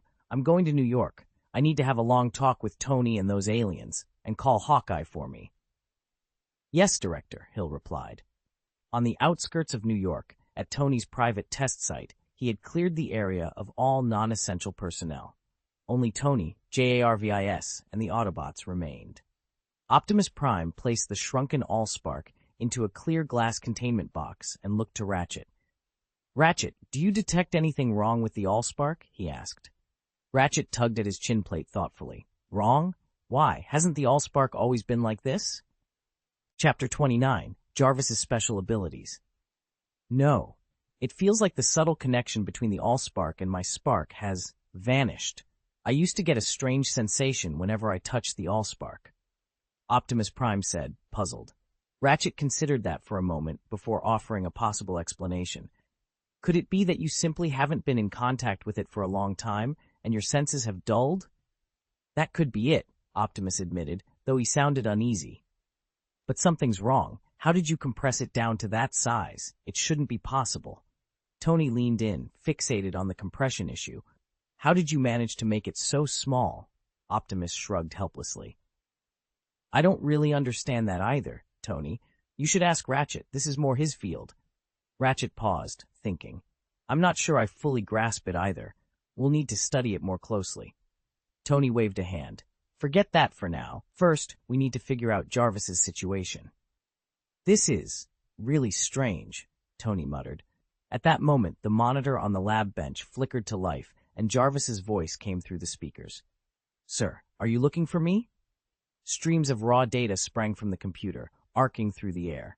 They braided together, resolving into the familiar silhouette of Transformer Jarvis. Optimus Prime and Ratchet watched the display with interest. Even they seemed surprised by the sight. Tony shrugged. I discovered Jarvis can be digitized, turned into pure information, and ride different media. He can switch between data and a physical form. I've never heard of a Cybertronian doing that, Optimus said. Ratchet stepped closer, scanning Jarvis from every angle. He found nothing mechanically odd. He's an artificial intelligence, Ratchet observed.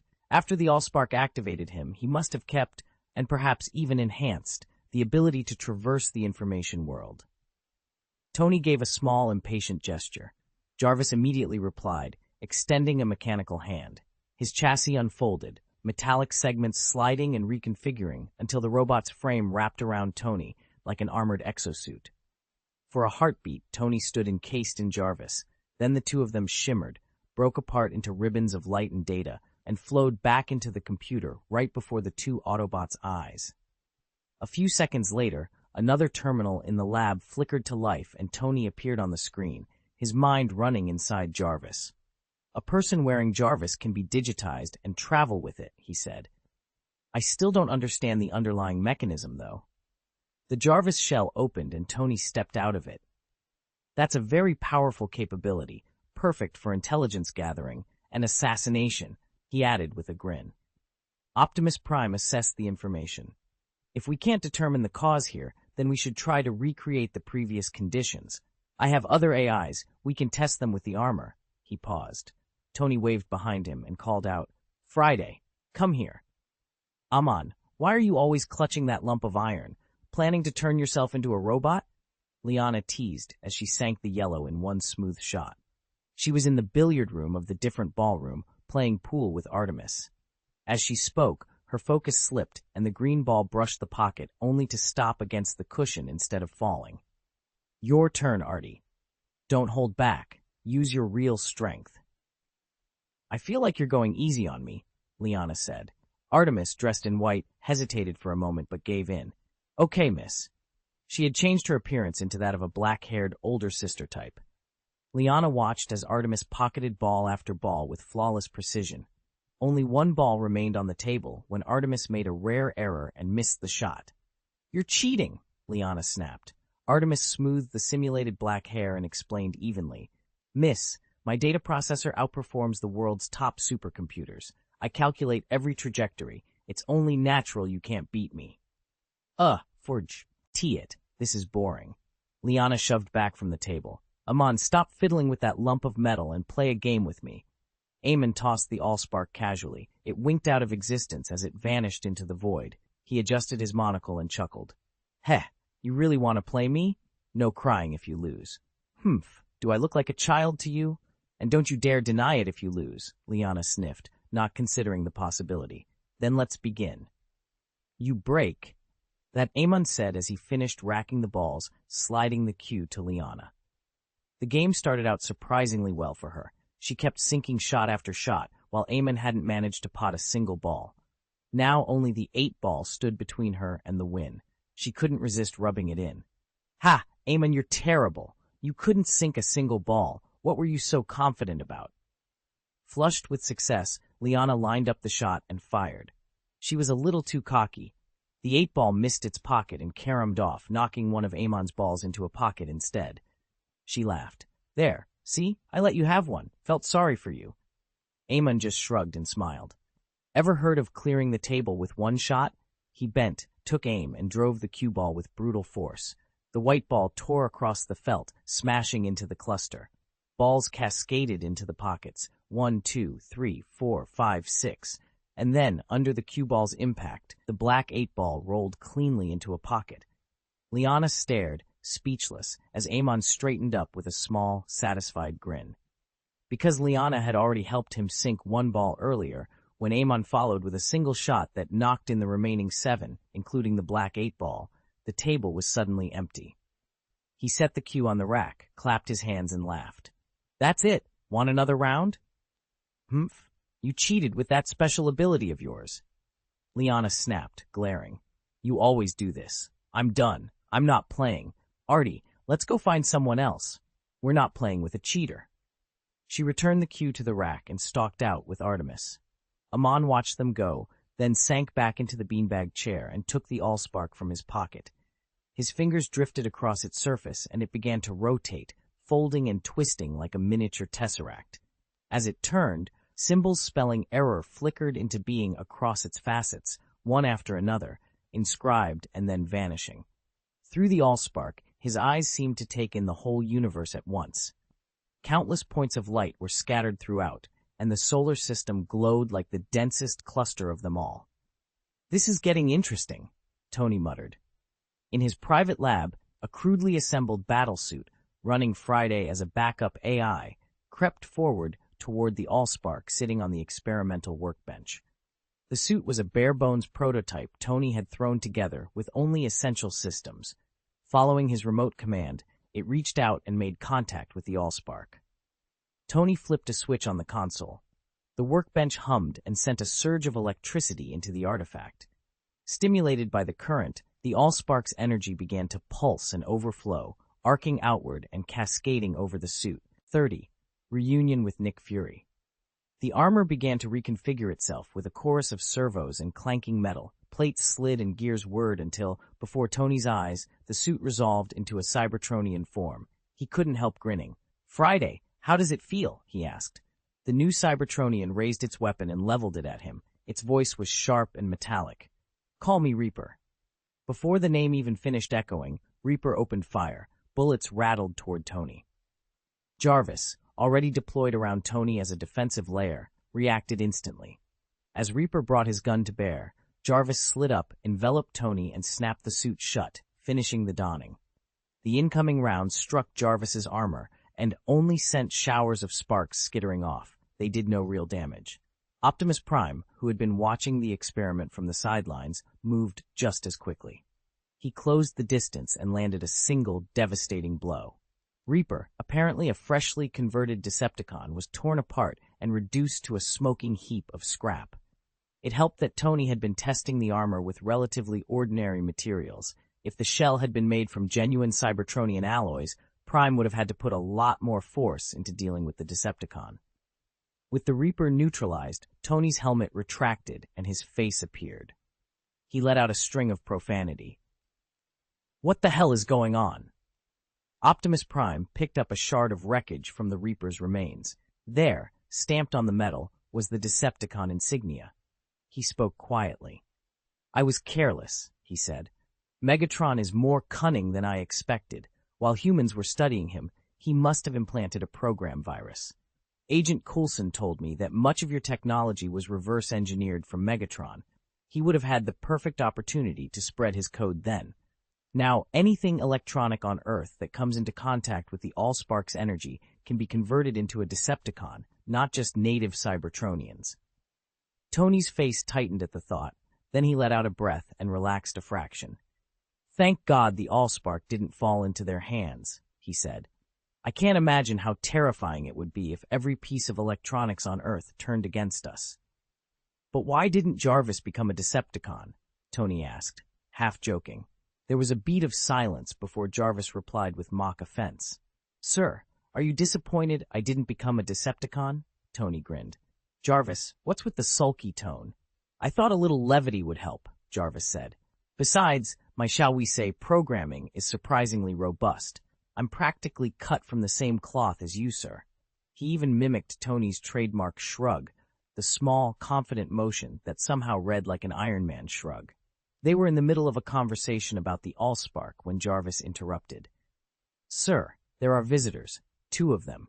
One is Director Nick Fury of S.H.I.E.L.D., the same man we met at Hoover Dam." "What is he doing here? After the Allspark again?" Tony asked. "Let them in." The door opened and Nick Fury strode in, trench coat black as ever, followed by a man in a tactical vest. Tony called out in his usual loud, theatrical way, but aimed the greeting at the newcomer trailing Fury. "Welcome, welcome. What's this handsome fellow's name?" The man behind Fury was Clint Barton, Hawkeye, deadpan expression, quiver on his back, already scanning the room with a practiced, wary calm. Fury's one good eye took them all in as he stopped in the doorway. Hearing that, Barton glanced at the director, whose expression had darkened even further, and offered a brief introduction. "Clint Barton." "All right, Agent Barton, make yourselves at home. Consider this your headquarters," Tony drawled, his sharp tongue still in evidence. Nick Fury, at the end of his patience, spoke up in a flat, serious voice. "Stark, we're here to discuss serious matters." All right, serious matters," Tony said, with a lazy shrug as he settled onto the sofa. Then, with a smirk, he added, "Mr. Optimus Prime, could we have a word?"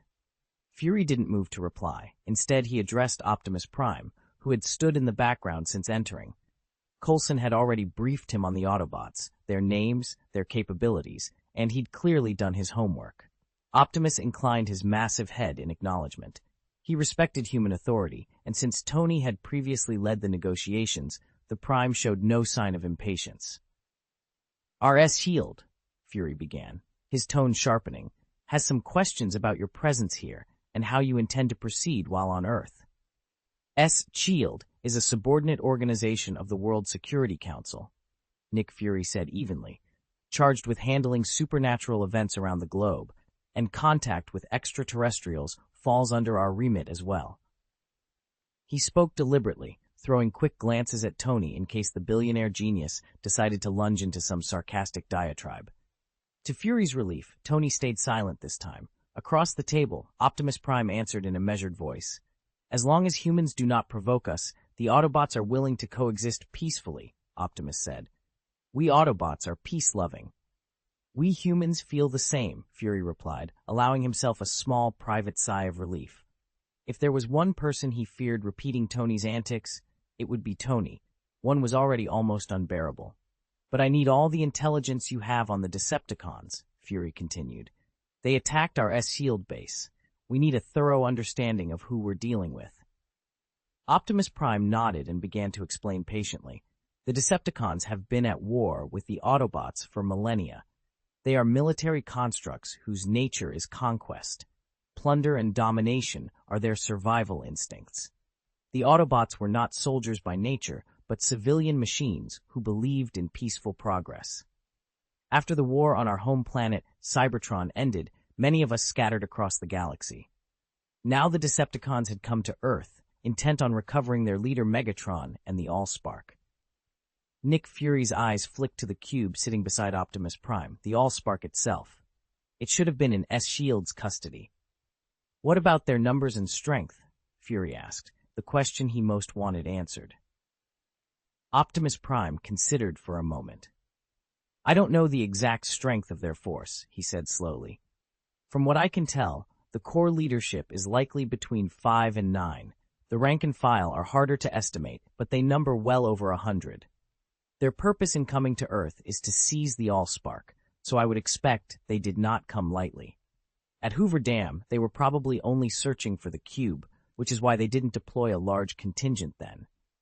Fury let out a quiet, involuntary breath. He had not expected there to be at least 100 of those alien machines. "Aren't you here to stop the Decepticons?" he asked. "How many of you are there?" Nick Fury expected the Autobots who came to Earth to be at least a match for the Decepticons. Optimus Prime answered calmly, "I have 4 excellent lieutenants." "And," Fury prompted, unease creeping into his voice. Optimus hesitated only a moment. "That's it. There are only 5 of us Autobots on Earth right now. The others are scattered across the cosmos." Fury went silent. "You expect to stop an army with only 5? He didn't voice it, but the thought hung between them. Optimus seemed to read him and offered a measured confidence. "Do not worry. Each of our warriors can handle 2 opponents." Watching the Autobot leader's steady posture, Fury almost believed him. "All right," he said finally. "Let's talk strategy, how we deal with the Decepticons." That night, Optimus Prime stood watch outside the experimental field. With nothing immediate to occupy him, he kept vigil under the stars. Then, without warning, he felt an odd sensation, a weightless lift, as if his consciousness had peeled free from his frame and drifted into a vast cosmic expanse. Chapter 31. New Transformers. Leader of the Autobots, welcome. A multi-layered, majestic voice filled the void. Optimus Prime searched left and right, but could not pinpoint its source. "Who are you? Why have you brought me here?" he asked. "You may call me the Celestial Worthy," the voice replied, resonant and vast. Optimus's optics narrowed. He had once been a librarian of Cybertron, responsible for preserving his people's oldest knowledge. From those records he knew the title well. "Are you the Celestial Worthy of heaven and earth for blessings, the Creator?" he asked, incredulous. A soft, ambiguous chuckle answered him. The voice neither affirmed nor denied.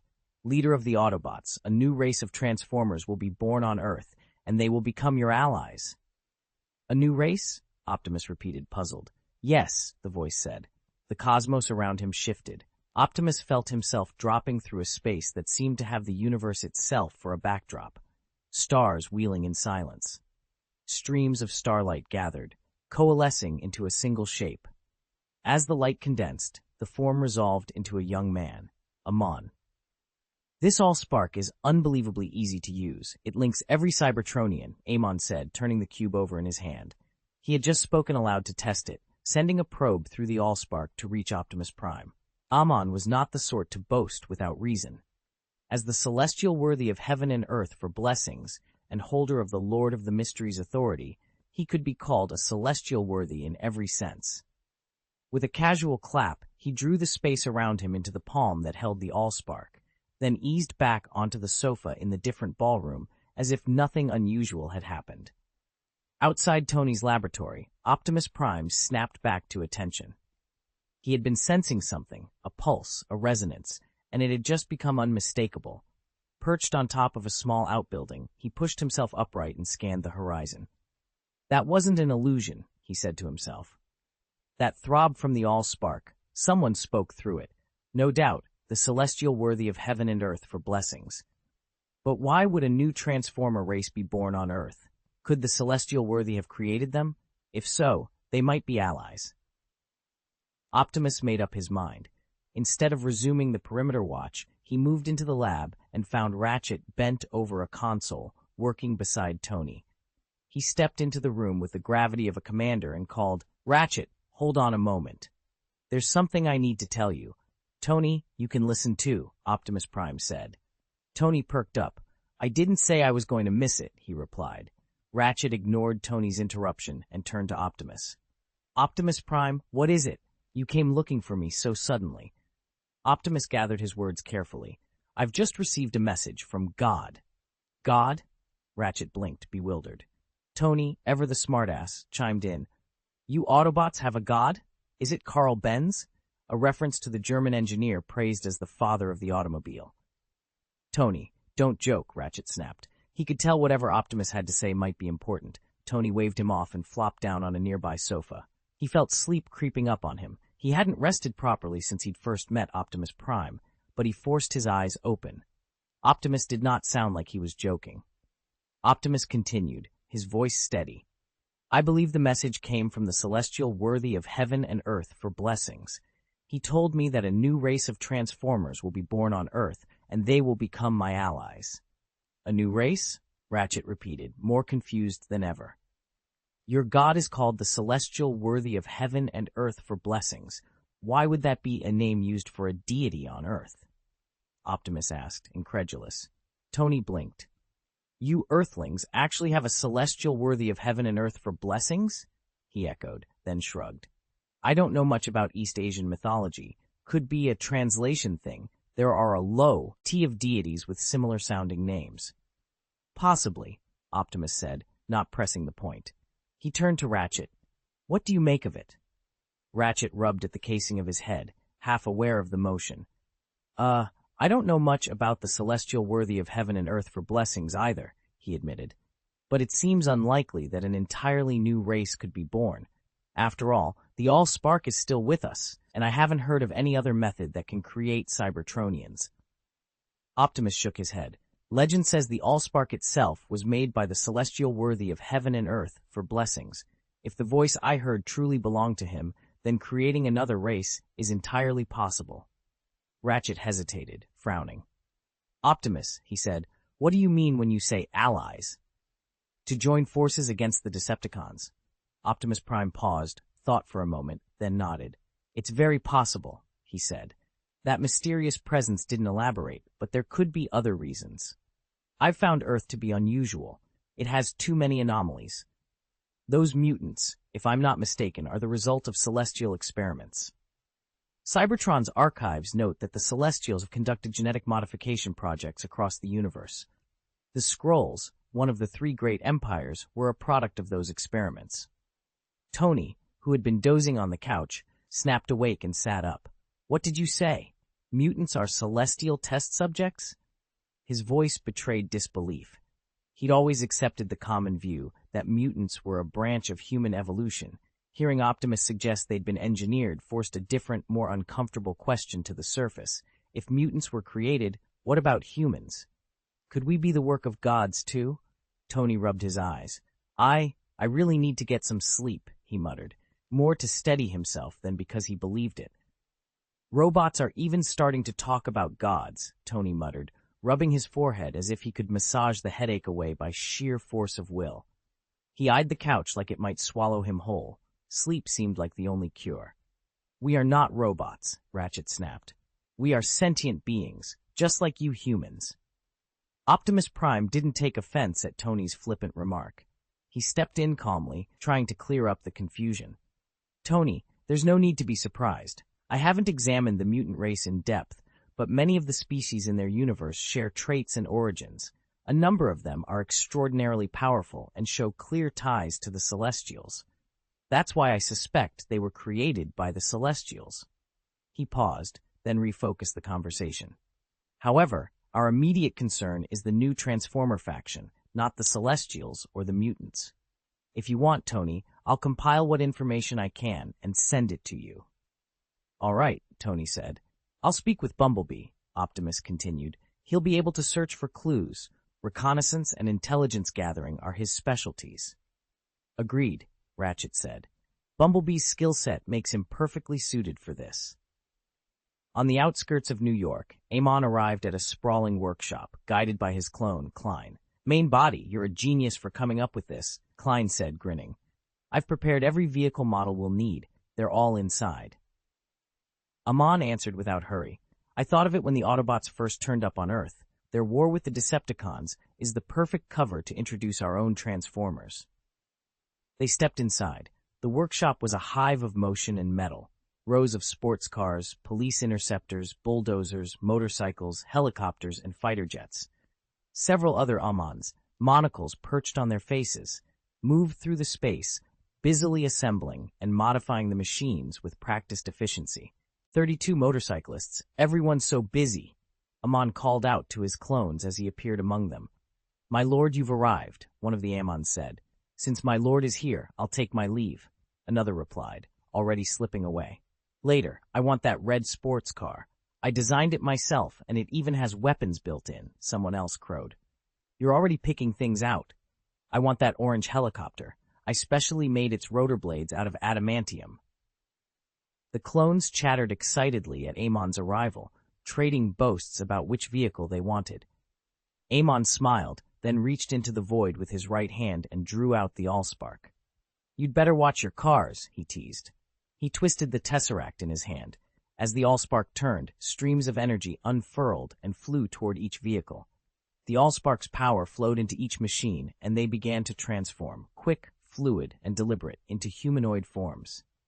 The newly animated Transformers turned to Amon, who held the Allspark aloft, and shouted in unison, Thank you, Mech Warrior King, for giving us life. Clone Klein's mouth twitched. He hadn't expected his lord to have such a twisted sense of humor, proclaiming himself the Mech Warrior King. Ha ha, all right, Amon said, amusement in his voice. From now on, you're the motorcycle tribe. Now I'll divide you into teams by type, Amon said. He stroked his chin and walked over to a red sports car. The rider beside it was tattooed with white cloud and flame patterns and carried a blue dragon guandao. Perfect, Amon declared. You'll be Pili Huo, captain of the sports cars. He moved on to a blue and white police car. You'll be Vanguard, captain of the police cars. You're Hot Rod, captain of the motorcycles. You're Devastator, captain of the bulldozers and road rollers. You're Impact, captain of the off-road vehicles. You're Tornado, captain of the helicopters. You're Supersonic, captain of the fighter jets. Amon had picked a captain to lead each branch of the motorcycle tribe. All right, he continued, your next mission is to leave here and build up your own forces. This is for you. He tapped the allspark in his hand. It broke into tiny shards that floated briefly in the air before snapping back together into 8 palm-sized tokens. Amon took one. The other 7 flew into the waiting hands of the captains. These are energy tokens, he explained. Use them to develop your members. They're also a symbol of your authority. As for the other functions, explore them yourselves. Thank you, Mech Warrior King. The captains of the motorcycle tribe shouted in unison. Inside a secret Hydra cell, embedded within S shield, Crossbones, Brock Rumlow, had slipped away from the Hoover Dam base and was reporting in to a blond, older man. The man was Alexander Pierce, former director of S Shield, a member of the World Security Council, and the hidden head of Hydra inside the organization, the man who led all Hydra agents within S Shield. I understand the situation you described, Pierce said from behind his desk. Fury has already uploaded the intelligence.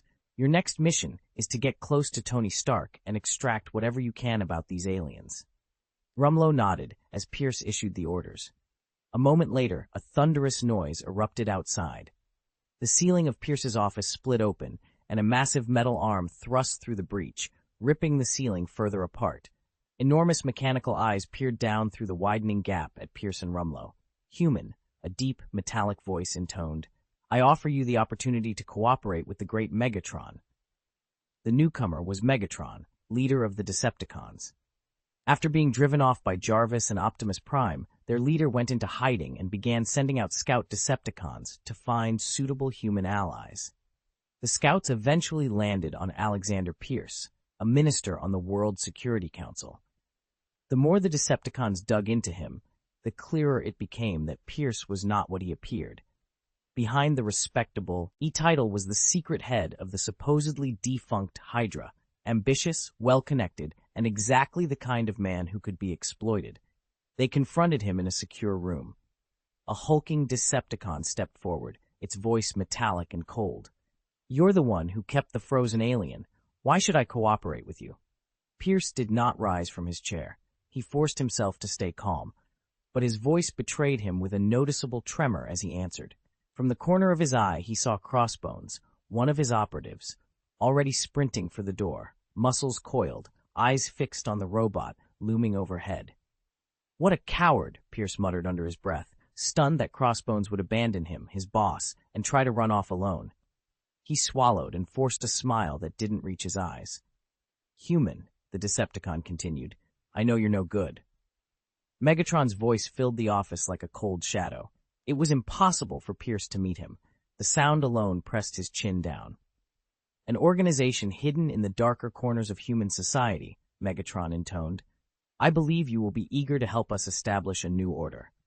Pierce forced himself to speak. He had already decided, at least outwardly, to cooperate. What do you need us to do? He asked. With a single casual motion, Megatron brushed his massive hand through the air, and the wall beside them shuddered and collapsed. He clapped once, the sound echoing. Very good. You are sensible, he said. Our Decepticon's Allspark was taken by the Autobots. It is now in the possession of a man called Tony Stark. I require your assistance in retrieving it. Pierce nodded. We can do that. We'll need time to plan. Stark has Autobots and S-Shield on his side. A direct assault would be suicide. He agreed quickly, but his face hid a different thought. It had been Decepticon forces that smashed into his base, precipitating the Allspark's removal. Hydra had paid a heavy price. Several operatives were killed, while S-Shield suffered surprisingly few losses. Now the Decepticons came to him, cap in hand asking for cooperation. How audacious. Megatron's tone softened not at all. Excellent. Then I look forward to a productive collaboration. They will oversee you for me and handle all communication. When Megatron finished speaking, he extended his arm. A scorpion-like Decepticon scuttled across it, leapt onto Pierce's right wrist, and snapped itself into the shape of a watch. Agonizing, white-hot pain tore up Pierce's arm, as if someone were drilling into his bones. He crumpled out of his chair and rolled across the floor. The pain subsided almost as quickly as it had come. Gasping, Pierce lay on the ground. A cold metal hand closed around his elbow and hauled him upright. The machine that had helped him was only slightly taller than a human. Then, to Pierce's stunned eyes, it shifted from mechanical form into a blonde, human-like figure. She smiled with an almost too sweet politeness. "Minister Pierce," she said, "from now on I will be responsible for your communications with my Lord Megatron." Pierce stared down at the watch on his wrist, his face hard. "What is this for?" he demanded. The blonde Cybertronian laughed softly. "Heh! It's to monitor you. Should you harbor any hostile thoughts toward my lord, you will feel the pain again, bone deep and unavoidable. I hope you can control yourself," she said.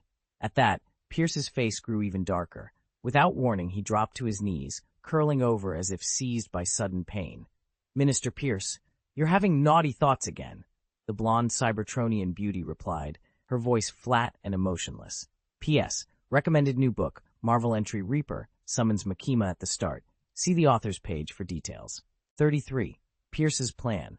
Only then did Crossbones remember who he was. Megatron's presence had frozen him moments before. All he'd thought about was getting out. Now that the giant Cybertronian had left, Crossbones hurried to Pierce's side, hauled him upright, and planted himself between Pierce and the blonde Cybertronian woman. "Stay back," he barked. Pierce ground his teeth. "Rumlow, forget what happened here. Get out and carry on with your mission." Crossbones glanced from Pierce to the woman, eyeing the collapsed section of wall that would have made a quick escape. For a second, he almost bolted through the rubble, but Pierce's hard stare stopped him. He turned and obeyed, leaving through the main door. Pierce faced the blonde. "You call yourselves Decepticons, right?" he said, forcing calm. "There's no need to make this messy. I can work with you. Tony Stark is a target we both want to eliminate." He sank back into his chair, trying to reclaim the air of command. He would have looked far more imposing if the room hadn't been half destroyed and the ceiling ripped away. "Minister Pierce," the blonde Cybertronian woman said as she swung her long legs over the edge of his desk. "You may be a baby compared to us Decepticons, but you aren't lacking in guile. Whatever excuses you have now are meaningless. From this point on, you should be planning to work with Lord Megatron without hesitation." Nick Fury rubbed his temples. A S.H.I.E.L.D. safe house had been hit. All personnel inside were dead. The attackers were Decepticons, and the motive was unknown. Fury stared at the briefing readout and felt the familiar, cold knot of dread. The Allspark was no longer in S.H.I.E.L.D.'s hands. If they wanted the Allspark, why weren't they going after Tony Stark? Why were they targeting S.H.I.E.L.D.? He was still turning possibilities over in his head when a knock sounded at his office door. The desk display identified the visitor, Alexander Pierce. Fury rose and stepped aside to let him in. "Alex," he said, forcing his voice steady, "what brings you here?" Pierce eased into the chair opposite him and folded his hands. "It's the aliens," he said bluntly. "I've just heard another S.H.I.E.L.D. base was hit." "What exactly happened? What are you telling me?" Pierce demanded. Nick Fury sighed. "We don't know yet. There were no survivors at the base." Pierce poured himself a glass of water and pressed on. "And those aliens who said they'd stop the invaders, what did you do with them? They're a dangerously unstable variable." Fury rubbed his temples. "I don't know what Stark did to convince them, but the aliens who call themselves the Autobots put a lot of faith in him. They're all posted at one of Stark's private experimental sites. Frankly, they're naive. There are only 5 of them, and they think they can hold back an entire Decepticon invasion. They're wildly overconfident." Pierce raised an eyebrow and took a sip. "Why Stark's place?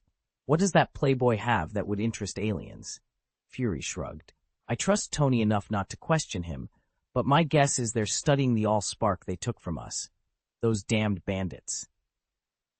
If it weren't for the bigger picture, I'd do whatever it takes to get the Allspark back. I see. Fury took another sip of water. As Pierce lifted his cup, his cuff slipped back a fraction, revealing a metal watch emblazoned with the Decepticon insignia. Fury, who knew his old friend well, frowned. Pierce never wore a watch. When did you start wearing one? Fury asked, surprised. You never used to. Pierce rolled up his sleeve and held the watch out. My daughter gave it to me, he said. I told her I'm getting old and can't keep track of the time, so she got me this. Sounds like you've got a good daughter, Fury said. Pierce laughed. Yeah, I think so too. They talked about other things for a few minutes. As Pierce rose to leave, he looked Fury in the eye. Nick, you handle the alien situation properly. The Security Council isn't taking these attacks lightly. Fury met his gaze. Don't you trust me? Pierce shrugged. All right, I've said what I needed to say. With that, he left. I have a lot of other things to do, so I'm going to head out. Pierce rose, said a few words to Nick Fury, and walked toward the office door. Let's get together again sometime, Fury called after him. Sure. Pierce answered without turning back. Once they were back in his private car, the blonde Cybertronian woman sitting beside him leaned forward. How are things? What's the plan? Pierce settled into his seat, studying the situation with an even calm. The Decepticon next to him was visibly restless. You seem to have a plan. Spill it. Don't get ahead of yourself, Pierce said coolly. The Autobots have Stark and the Allspark under heavy guard. From what you said, Optimus Prime is not someone we can take on directly. We can't just storm in and grab it. We need to draw them away. He kept his voice steady as he outlined the angle. Tony Stark's corporate empire is both his greatest strength and his weakest point. He shut down the company's weapons division, and in doing so, lost a lot of the military's direct support. That's our opening. Stage a convincing attack on Stark Tower. Stark won't be able to ignore an assault on his company. When the Autobots and Stark rush to defend it, our people move in and take the Allspark. I've learned that Tony Stark and his secretary, Pepper Potts, have a complicated relationship, Pierce said, folding his hands. If we abduct Pepper, Tony Stark will come to his knees. A cold chuckle came through the small watch on Pierce's right wrist. The device had been modified by the Decepticons. It allowed Megatron to speak to him remotely. The voice was metallic and patient. Good, Megatron said. Now gather everything you can on this Pepper Potts. Habits, routines, security detail, places she frequents. I want a detailed plan for the capture. Pierce startled, then bowed his head just enough. Yes, my Lord Megatron. I will have the plan ready. He could almost feel the weight of the order through the watch. The metal taste of adrenaline rose in his mouth as he began to outline contingencies in his head, already picturing the leverage that a human like Pepper would give them over Tony Stark. Obadiah Stane stared at the latest financial report and felt something cold and hard settle in his chest. A week of damage control had stopped the company's decline, but the recovery was fragile. The numbers were barely stabilizing. The future still looked bleak. Damn that Stark, he muttered to himself. He's going to ruin us. Mark my words, this will be Stane Industries before long. He pushed the stack of paperwork away, anger sharpening every movement. If he were at the helm, with customers and partners trusting his judgment, Stark would be the one scrambling. He rose from his chair, taking the report in both hands as if it were a provocation, and walked toward the industrial shredder tucked against the wall. Destroy the evidence, he thought. Wipe the record clean and start again under my control. He slid the top sheet into the machine and pressed the switch. At first, nothing unusual happened. Just the usual whir and the ripping of paper. Then the shredder stuttered, a grinding note that didn't belong to any office appliance. The casing vibrated under his palm. Metal seams that had been invisible a heartbeat ago creaked and unfolded. Obadiah froze, paperwork halfway through the mouth of the machine. The shredder's feed stopped and the sound altered, becoming something sharper, nearly mechanical articulation. It began to transform. Metal groaned and gears clicked as the office shredder unfolded into a Decepticon, panels sliding into place. In an instant, it stood over him, a cold blade in its hand. A scalpel pressed against Obadiah's throat while a mechanical grip pinned his arm. Old man, don't move or make a sound, the machine warned. P.S. Recommend new book. Marvel entry, Reaper. It summons Makima at the start. Check it out on the author's page. Chapter 34. Decepticons wreaking havoc in Manhattan. Pepper Potts pushed open Obadiah Stane's office door and stepped inside. He had asked her to come to his office. He said it was urgent, and since they'd been handling company business together lately, she hadn't thought twice about it. "Mr. Stane, what's the urgent matter?" she asked as she closed the door behind her. Obadiah sat in his chair, but instead of answering, he turned his head slightly and spoke to someone at his side. "Pepper Potts, I've brought her to you. You can release me now." "Stane, who are you talking to?" Pepper said, frowning. He was talking into empty air. A dry, mechanical voice answered, "Well done." Before she could react, the paper shredder and the water cooler beside Obadiah shuddered and began to change shape. Metal plates slid, hoses retracted, and within seconds 2 Decepticons stood where office equipment had been. They moved with brutal speed. One lunged at Pepper, pinning her to the carpet, while the other produced restraints and bound her hands behind her back. Pepper struggled, startled and disoriented, but there was no time. One of the Decepticons tapped a panel on its chest and spoke into a built-in comlink. "Master," it said, voice flat and authoritative, "the Pepper Potts you requested has been captured. We can proceed to the next step." Megatron, hidden not far from Stark Tower, had just received the transmission. He turned to the Decepticons gathered around him and issued a single cold command. "Occupy that tower and the surrounding blocks. Wreck whatever you please."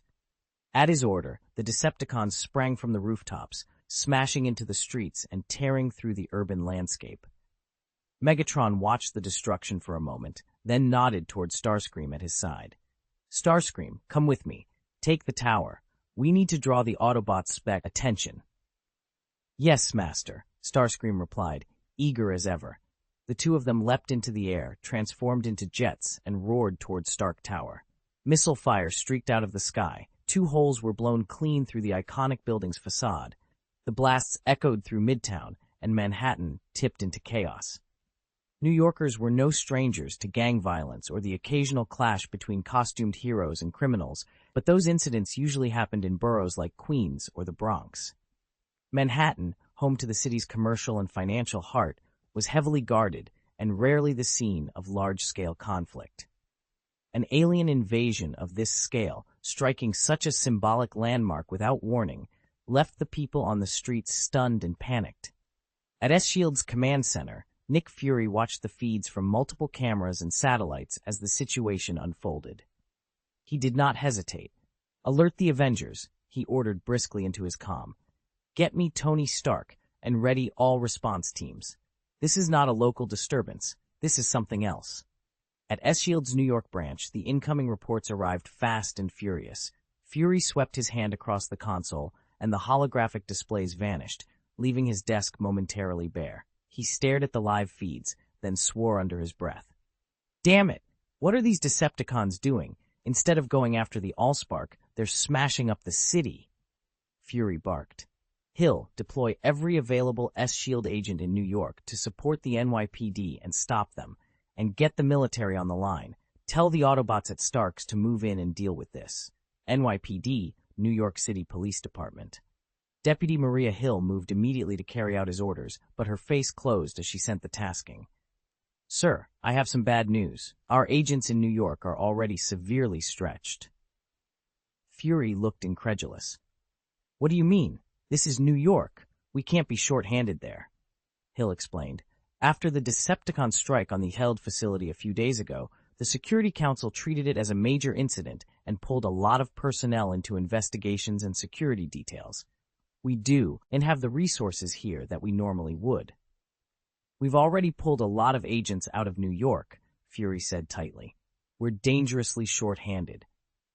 "Then pull people in from the surrounding districts," he continued. "Connect me to Tony Stark. I want him on the line, and have the Autobots move in fast." Fury rubbed his temples as he issued new orders. He'd forgotten that Pierce had pressed him yesterday for more manpower to investigate the attack on the base. He hadn't expected that to happen at the same time as a Decepticon assault on the city. Maria Hill tapped the little comm device in her hand a couple of times and, a touch surprised, said, "Sir, no need to call Stark. He's already on site." Already? Fury snapped. That fast? It was almost unbelievable. Only minutes had passed since the Decepticons appeared. On the conference room screen, surveillance footage popped up. A red and gold Iron Man suit locked in combat with several Decepticons right in front of Stark Tower. A few minutes earlier, Tony had been working at the bench with Ratchet, studying the Allspark.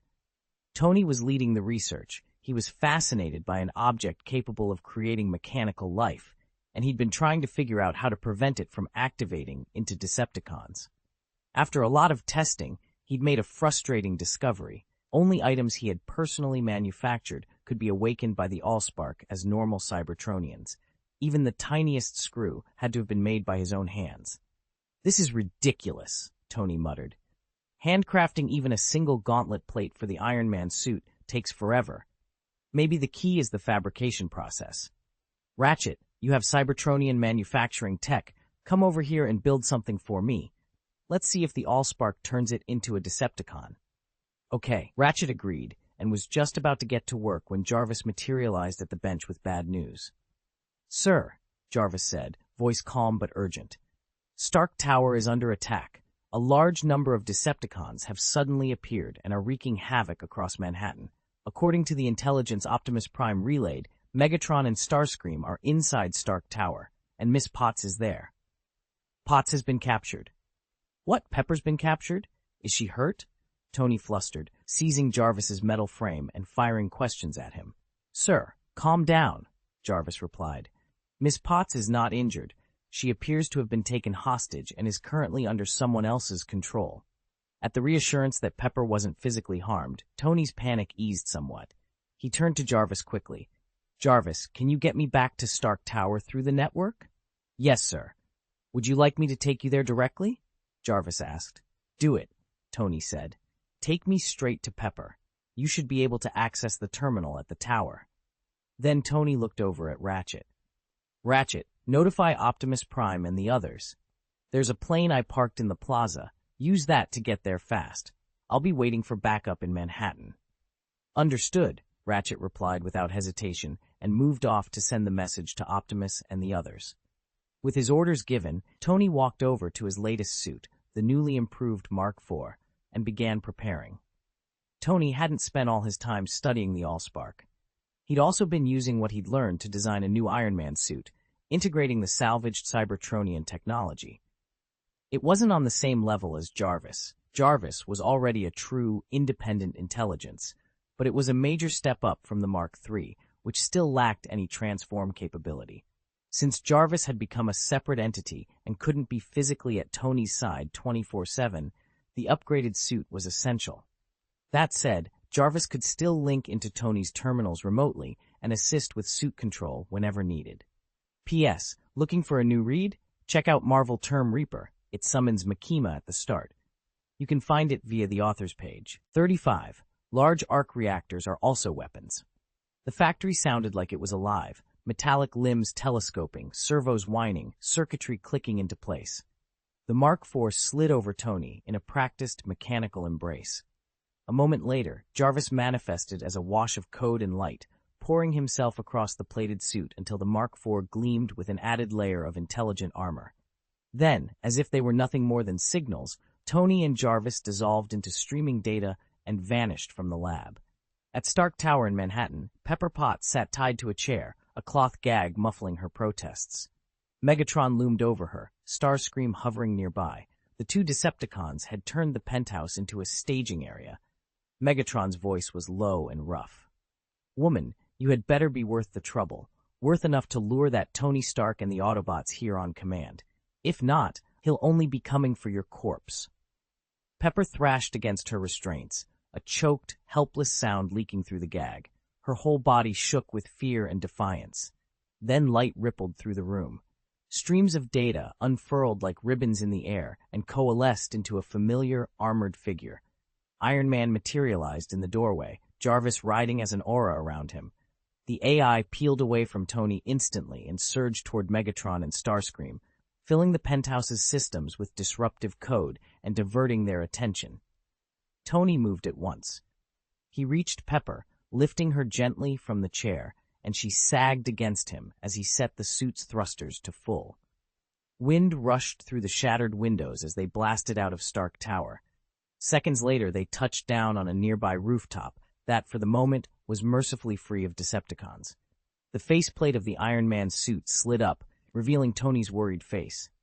"Pepper, are you all right? Did they hurt you?" He had already untied the ropes that bound her. She swayed on her feet, still a little dizzy, and managed, "Tony, I'm fine. They didn't do anything to me." "Good," Tony said, letting out a long, relieved breath. "Come on, I'll get you somewhere safe. I know just the place." Before she could answer, he scooped her up and shot back into the sky. Pepper cried out in surprise. They landed a few minutes later in a spot that felt oddly familiar to her. She blinked, unsettled. "This is the different ballroom. Why are we here?" Tony set her down gently. "It's the safest place I could think of in New York. The people inside will make sure you're protected." He glanced around. "See? Not a single Decepticon in sight." The ballroom was just a short distance from Stark Tower. While much of the city had been overrun and buildings nearby were still under attack, this particular block was completely untouched. Pepper realized, with a slow, cold flush of comprehension, that she hadn't understood what had happened to her. She hadn't known she'd been taken, or even who her captors were. She looked at Tony, still half in disbelief. "What Decepticons?" she asked, though the question was more to herself than to him. She had been kept captive from the start and knew nothing of the world beyond. Tony suddenly realized Pepper didn't understand what was happening outside. He forced a reassuring smile. "Don't worry about all of that," he said. "Just know that other places can be dangerous. It's safe here." Then he straightened. "You stay put. I have to take care of something." "Tony, what are you doing? Isn't it safe here? Why are you leaving?" Pepper called after him. Tony glanced back. "Stark Tower's been overrun by aliens. I'm not the CEO of Stark Industries anymore, but I still have a responsibility to it. I can't let them wreck the place." Pepper's face flickered between fear and frustration. She didn't want him to risk himself, but she also knew there was no talking him out of it. She stepped up on her toes, slipped her arms around his neck, and pressed her pale lips to his. "Please come back," she whispered. "You're more important to me than all of Stark Industries." Tony gave a short, wry laugh. "If this were a movie, I'd be the lead. Nothing ever happens to the lead." Before the words finished, he activated his suit and shot up into the sky, flying straight for Stark Tower.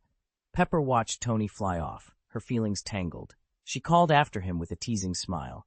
"Really, Tony, you don't confess right before a battle. Don't go setting flags like that. It only brings trouble." A playful voice answered from behind. Pepper turned to see Klein, a man she'd met before. "Hello, Mr. Moretti," she said. "I was tied up earlier and couldn't come. Thank you for bringing Tony back." Klein waved it off with a smile. "It was nothing. As agreed, we'll be cooperating with Stark Industries. Tony Stark is essential to that." Pepper nodded. "Tony and I will honor the agreement later." Tony shot towards Stark Tower, unleashing specialized missiles designed to paralyze the Decepticons tearing through the city.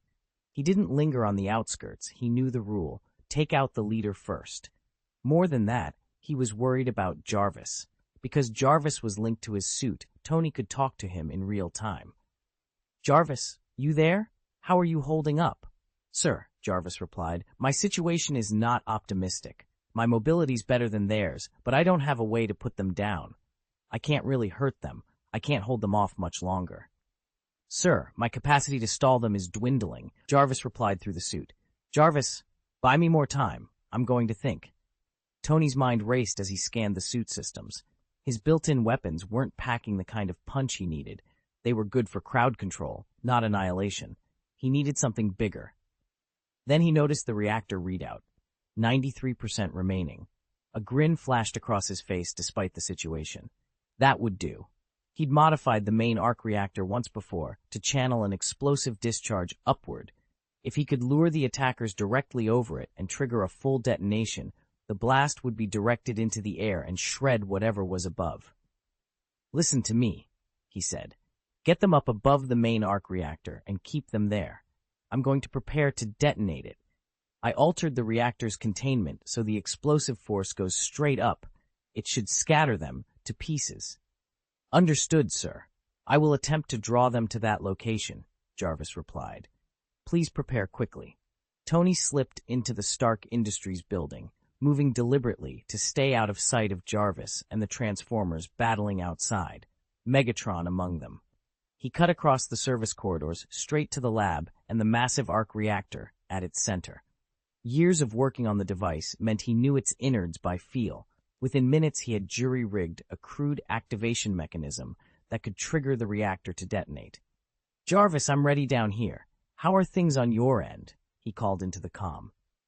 Sir, I'm still a bit short here. Give me a little more time, came the AI's calm reply. Across Manhattan, a yellow Chevrolet Camaro wove through traffic. Bumblebee in vehicle mode, Sam riding inside. Optimus Prime had sent Bumblebee out to investigate reports of a new Transformer species, and Bumblebee had accepted. Sam, unwilling to be left behind, had insisted on coming along. Bumblebee had relented. Sam, there are Decepticons up ahead. I'll hold them off. Find somewhere safe to hide, Bumblebee warned. Ratchet had repaired Bumblebee's voice module, so his words were clear and human-sounding. Okay, Sam answered without hesitation. Bumblebee's car panels sprang open and reconfigured themselves as he transformed in midair. With a metallic whine and a blur of yellow, he caught the tumbling Sam in one steady hand and set him gently down on the roadside shoulder. P.S. Recommendation: Marvel Term Reaper. It starts with a Makima summoning. You can find it on the author's page. 36. Thunderbolt and Vanguard. Sam, quick, hide! Bumblebee shouted, then spun and charged at the Decepticon bearing down on them. Sam didn't hesitate. He bolted from the fight, sprinting through the intersection. A second Decepticon materialized to his right and locked onto him instantly. Shit! Another one! Sam swore under his breath and veered hard into the left lane. The new Decepticon noticed the move and gave chase. Run, he thought. Don't fight one of those things alone. Up ahead, he spotted a woman on a motorcycle, stylish, unnervingly calm given the chaos, sitting sideways on the seat as if she were in no rush at all. Hey, beautiful, run! There are aliens! Sam yelled, hoping to snap her out of it. At his shout, Liana swung off her side saddle into a forward-facing position, thumbed the throttle, and roared away toward the Decepticon behind him. Hey! It's dangerous! Sam called as Liana darted past him. She glanced back over her shoulder without slowing. What's so dangerous about it? It's just a small fry. Sam's words were still in the air when the scene that followed burned itself into his memory. Liana and Artemis closed on the Decepticon in a single, fluid motion. Liana shouted, Artemis! And the bike beneath her leapt up, transforming in midair to give her an extra boost. Using the momentum, Liana vaulted higher. As she twisted through the sky, a bright silver breastplate and pauldron-like armor slid up from her chest and shoulders and locked into place. A blue energy blade blinked into being in her hand. She drove that blade straight into the Decepticon's chest, into the exposed spark chamber. Then, still carrying upward speed, she hooked her grip and flipped over onto its back. The lightsaber, lodged in the core, pivoted with her motion and rotated a full 180 degrees, carving diagonally through the Decepticon's upper torso and cleaving it in two. Artemis below was no bystander. The bike shifted into a heavier, more stable combat form, bracing against the wreckage. Hydraulic struts clamped into the Decepticon's lower frame to hold it steady, while energy cutters extended and sheared through the hips and legs. Sparks sprayed, metal groaned. With Liana's strike already severing power and Artemis finishing the structural cuts, the Decepticon collapsed in two smoking halves, its sparks sputtering and going dark. For a long second, there was only the hiss of cooling metal and the faint taste of ozone. Liana folded her armor back into herself, and the blue blade winked out. Artemis shrank down and became the motorcycle again, rolling to a stop beside her. Sam stood frozen, his earlier warning forgotten. He could only stare as Liana touched down lightly, hair and clothes unruffled, and gave him a brief, inscrutable smile. When Artemis shifted into her humanoid form, a long, razor-sharp sword sprang from her right mechanical arm and sliced the Decepticon cleanly in half at the waist, like a hot knife through butter. All of Artemis's weapons were forged from adamantium, impossibly sharp, impossibly deadly. Cool, Sam blurted, then muttered to himself, is that motorcycle an Autobot too? He didn't bother asking Liana. She'd already vaulted back onto Artemis as motorcycle mode and sped off. A car horn beeped. Sam glanced back. It was Bumblebee. Finishing off the Decepticon grunt hadn't taken him long. Sam climbed back into Bumblebee's passenger seat, and the car asked, "Sam, what were you just looking at?" Sam rubbed the back of his neck. "I saw a beautiful woman in black stockings. She had like a lightsaber, and her motorcycle looked like it transformed. Are there motorcycle Autobots?" "We do have motorcycle models," Bumblebee replied. "The only ones I'm familiar with are the RC sisters, and they're not on Earth.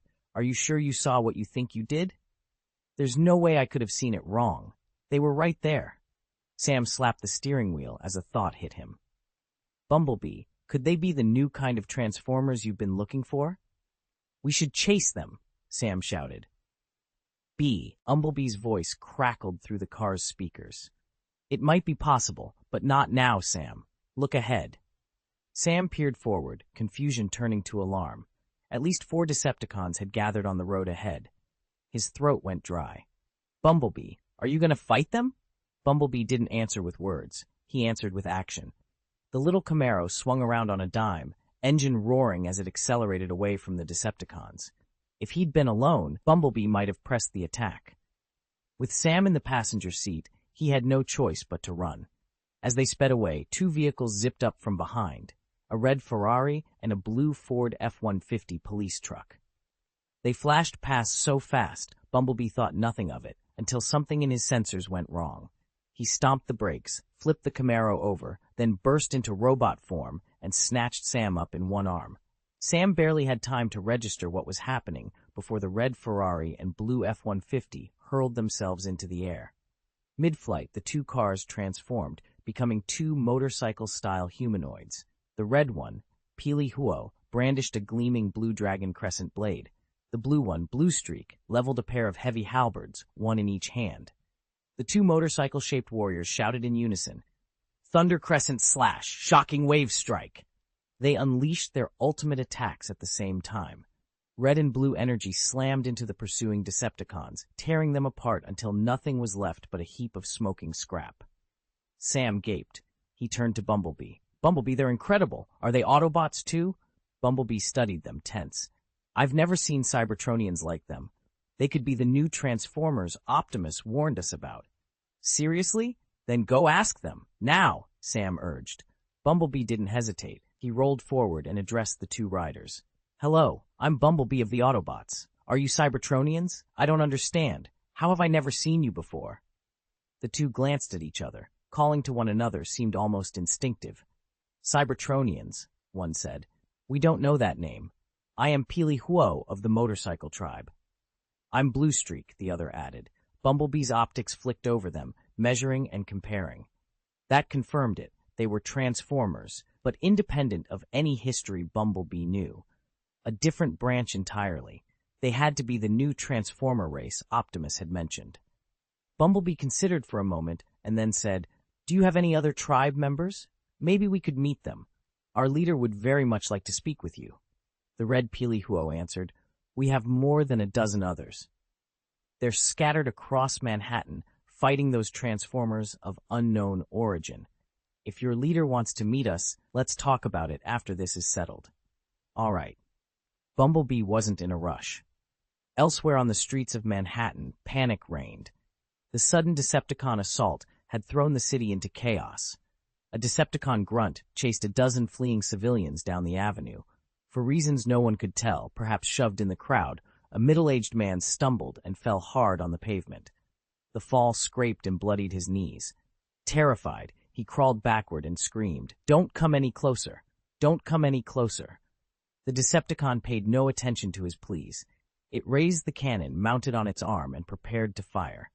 An engine roared, and a Dodge police cruiser thundered in, slamming into the Decepticon with bone-jarring force and hurling it several meters across the pavement. P.S. Recommended read, Marvel Reaper. It begins with the summoning of Makima. You can find it on the author's page. Chapter 37. Megatron Withdraws.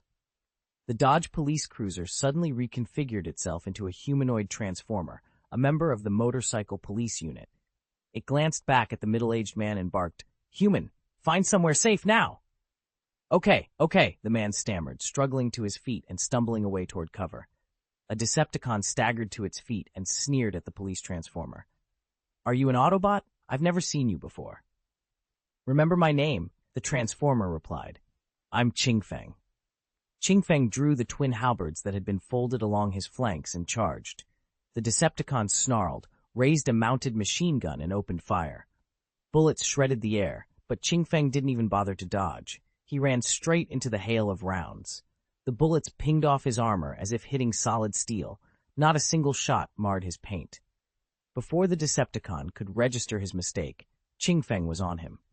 He plunged both halberds forward, then ripped them outward in a brutal, tearing arc. The Decepticon split in two, fuel and windshield washer fluid spraying across the pavement. The first wave of motorcycle people Amon had created were unlike anything Manhattan had seen before.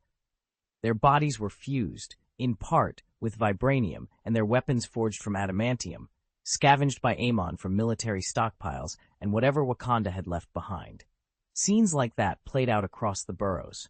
Black-clad riders roaring through wreckage, cutting down Decepticon foot soldiers with surgical efficiency. Every member of Amon's first-generation motorcycle tribe was an elite. Low-ranking Decepticons were dispatched almost as soon as they appeared. Only the Decepticons' core units could try to stand against them, and even they only just managed to hold their ground. Above the chaos, a transport plane cruised over Manhattan. From the open bay, Optimus Prime looked down at the city and spoke to Ironhide and Ratchet standing behind him. The Decepticons are tearing through the streets. Humans need us. Autobots, attack! With that, he pushed off and dove toward the city. Ironhide and the others followed without hesitation. Jazz did not go with them. He was staying behind to guard the Allspark. They hadn't even touched down when a massive beam of energy lanced out from nearby Stark Tower. From its heart stumbled a tattered steel figure, a battered shape of metal and circuitry, staggering away from the blast as if it had been flung out of the light. The sudden arrival froze the Autobots for a heartbeat. Whatever had just emerged would change everything about the fight below. It's Megatron. Optimus Prime recognized the ragged shape at a glance. After millennia of war, he would have known Megatron, even if all that remained was a heap of scrap. He landed with a heavy thud and sprinted toward the spot where Megatron had fallen. Half of Megatron's body hung in tatters. He'd been pursuing Jarvis and had paused above a massive arc reactor when a sudden, blinding energy blast ripped up from the building beneath his feet and hurled him away. Only as he hit the ground did Megatron realize he'd walked into a trap set by that strange transformer. Damn that red transformer! Damn the humans! Megatron bellowed, fury cracking through his voice. He was truly enraged. Starscream, relatively unscathed, skidded up to his side. Master, he said, voice sharp with urgency, Optimus Prime and his team have arrived. Our plan worked. The Autobots are here. Bone Crusher has already secured the Allspark. We don't need to linger. The situation here isn't favorable. Megatron narrowed his eyes, burning with hatred and calculation. Starscream had barely been hurt in the fight. When the explosion went off, he'd immediately sensed something was wrong and slipped away, obviously putting on an act. Megatron, however, didn't call him out. Instead, he simply said, "Good. Let's go get the Allspark." He was the first to switch to jet mode, though even in aircraft form, his once imposing silhouette looked ragged and scorched. Starscream followed, transforming into his own jet, and together with Bone Crusher, the three Decepticons streaked off toward a prearranged rendezvous. Tony flew out of the tower and rushed to Jarvis's side. Jarvis, like everyone else, was in tatters, though if you looked closely, you could see the damage knitting itself back together, circuits slowly reinitializing. "Sir," Jarvis reported, voice thin with static, "they've withdrawn." Tony puffed up with obvious satisfaction. Withdrawn? Of course. They were frightened off by the brilliance of Tony Stark. They dared not stay. At that moment, Optimus Prime arrived. Tony smirked and called out, "Optimus Prime, you're late. I've already driven them off." "Gone?" Optimus asked, genuinely puzzled. The strike had certainly left Megatron with some damage, but not enough to seriously dent his fighting capability. Knowing Megatron's temperament, he wouldn't have withdrawn so suddenly unless something else was going on. Jarvis went quiet, mentally pinging a remote node out in the New York suburbs. After a moment, he opened his eyes and spoke in a flat, urgent tone to Tony and Optimus Prime. "The subsystem I left at the experimental facility has lost contact. Sir, Optimus Prime, we've walked into a trap." Tony and Optimus both barked. "What?" Optimus's face tightened as a dozen possibilities ran through his head. "Something's wrong at the experimental facility," he said, voice low and tense. "Their target is the Allspark there, and Jazz is still inside." He didn't finish. Tony could read the rest. Jazz was probably in danger. Tony's mind snapped into action. "Jarvis, get back to the experimental facility and find out what happened. Optimus Prime, I'm with you. We'll pursue Megatron and his team." "I hope it's not too late," Tony called. "Yes, sir," Jarvis replied. His avatar dissolved into streams of data and, using Tony's armor as a conduit, transmitted itself back to a substation near the experimental facility. Given the situation, this is the only way. Optimus Prime couldn't think of a better option either. Tony rocketed upward, angling to pursue Megatron and Starscream, but from above the city he saw fresh devastation and hesitated. The Decepticon troops hadn't retreated with their leaders. They were still running rampant through Manhattan. Tony liked to think of himself as someone who could see the big picture, but in a scene like that, it was hard for him not to want to intervene. Optimus noticed the pause, glanced down at the ruined streets, and immediately understood. "Tony, you don't need to worry about the Decepticons in Manhattan," he said. "Bumblebee ran into two Transformers who call themselves the Motorcycle Tribe. They told him that more than a dozen powerful Transformers are already sweeping the city, clearing out the rampaging Decepticons. With our strength, we should be able to stop the Decepticons' destruction very quickly." Optimus Prime's words steadied Tony. He gave the Autobot leader a curt nod and launched himself after Megatron and his team. Optimus Prime swept into truck mode and fell in behind him, the two of them streaking off in pursuit. A little over 10 minutes earlier, all the Autobots, save for Jazz, who stayed behind at Tony's experimental facility, had rolled out for Manhattan. The S-Shield and Hydra agents assigned to guard the facility watched them leave and reported up the chain immediately. "Officer, the Autobots have left. We can begin the operation." "Very good. Hold your position and wait for further instructions." Back in the present, Tony pushed his suit harder, determined to catch Megatron before the Decepticons could do any more damage. 38. Obtaining the Allspark Jazz, posted at the perimeter of the experimental field, saw a motorcade pull up to the gate. He stepped out into the road and planted himself in front of the vehicles. The door of the lead car opened. Alexander Pierce, immaculate in a black suit, his blonde hair perfectly combed, stepped down and walked toward him. "Good afternoon," Pierce said, voice smooth. "I'm Alexander Pierce of the World Security Council. We have reason to believe there are items on this site that threaten world security. I must ask you to allow us to enter and conduct a search." The words came politely, but the authority behind them was unmistakable. Jazz's metallic brow tightened. He answered coldly. "Human, don't act like I don't know what you're after," Jazz said. "You want the Allspark while Optimus Prime isn't here." "Humph. I'm telling you now. So long as I, Jazz, am standing here, none of you get in." Pierce's face registered annoyance. He rubbed his right cheek with his right hand, where a watch bore the Decepticon insignia, then forced a tight smile. "Your attitude makes things very difficult for me," he said. "How should I handle this, my Lord Bonecrusher?" Pierce asked softly behind Jazz's back. Jazz's hackles went up. He'd been listening to Pierce, but the tone unsettled him. "Human, what are you talking about?" he snapped. Something moved behind him. Before Jazz could turn, something cold and razor-sharp drove into his chest. He barely registered the voice that followed. "Jazz, you're really careless." It was Bonecrusher. Jazz tried to speak, to warn the others, but a heavy metallic kick sent him skidding across the floor. He lay there, motionless, blood, or whatever passed for it, seeping out, his fate uncertain. Bonecrusher loomed over Pierce. "Human, well done. Come with me. We'll get the Allspark." He didn't wait for an answer. Bonecrusher strode into the experimental field and casually tossed an EMP grenade. The device detonated with a white flare. Lights dimmed, consoles went dark, and the base's electronics died in a ripple. Without functioning sensors or communications, The Autobots would have no warning and no way to coordinate a return. The vehicles in the escort motorcade behind Bonecrusher began to change, panels sliding and armor reconfiguring as they shifted from mundane transport into combat forms, Decepticon soldiers spilling out of the transformed hulls. "Yes, my Lord Bonecrusher," they roared in unison. Bonecrusher pushed into the lab and with a few swift motions, located the Allspark locked within the experimental platform. The claws on Bonecrusher's arm spun up so fast the glass around the Allspark shattered. He snatched the relic into his hand.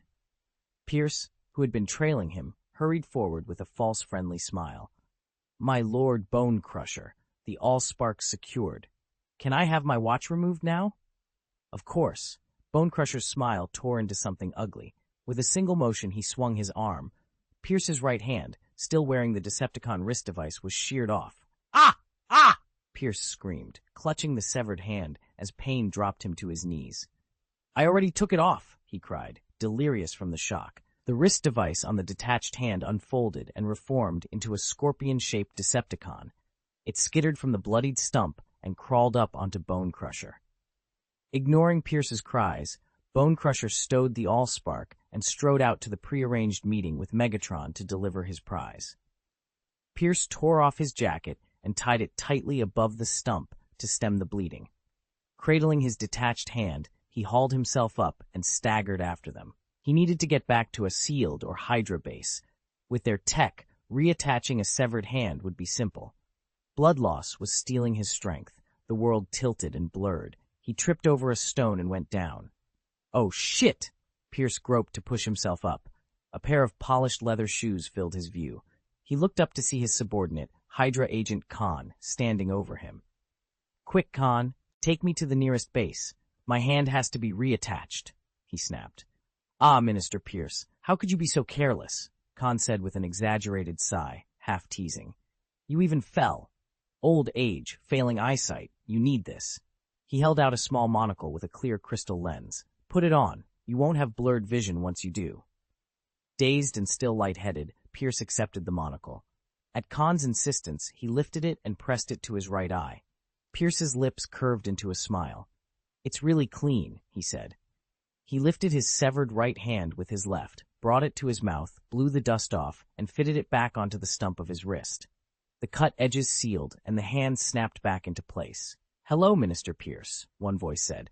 "Hello, Agent Khan," replied the other. The two Amon avatars greeted one another. Under the broad bridge where Manhattan meets Brooklyn, Bonecrusher and a handful of Decepticons had been waiting. The roar of fighter jets cut through the air, Megatron and Starscream. A few meters above the ground, the jets began to transform, collapsing and reshaping into their armored forms. Megatron and Starscream landed before Bonecrusher, who was holding the Allspark. "Bonecrusher, where is my Allspark?" Megatron demanded. "It is an honor, my Lord Megatron," Bonecrusher said, dropping to a knee and presenting the blue cube. "The Allspark. Very good, Bonecrusher. You have done well," Megatron said, clutching the cube. He stared at it as if the whole world lay within its luminous surface. "Bonecrusher, did you bring the amplifier I asked for?" "Yes, Master," Bonecrusher answered with a curt salute and barked to the others.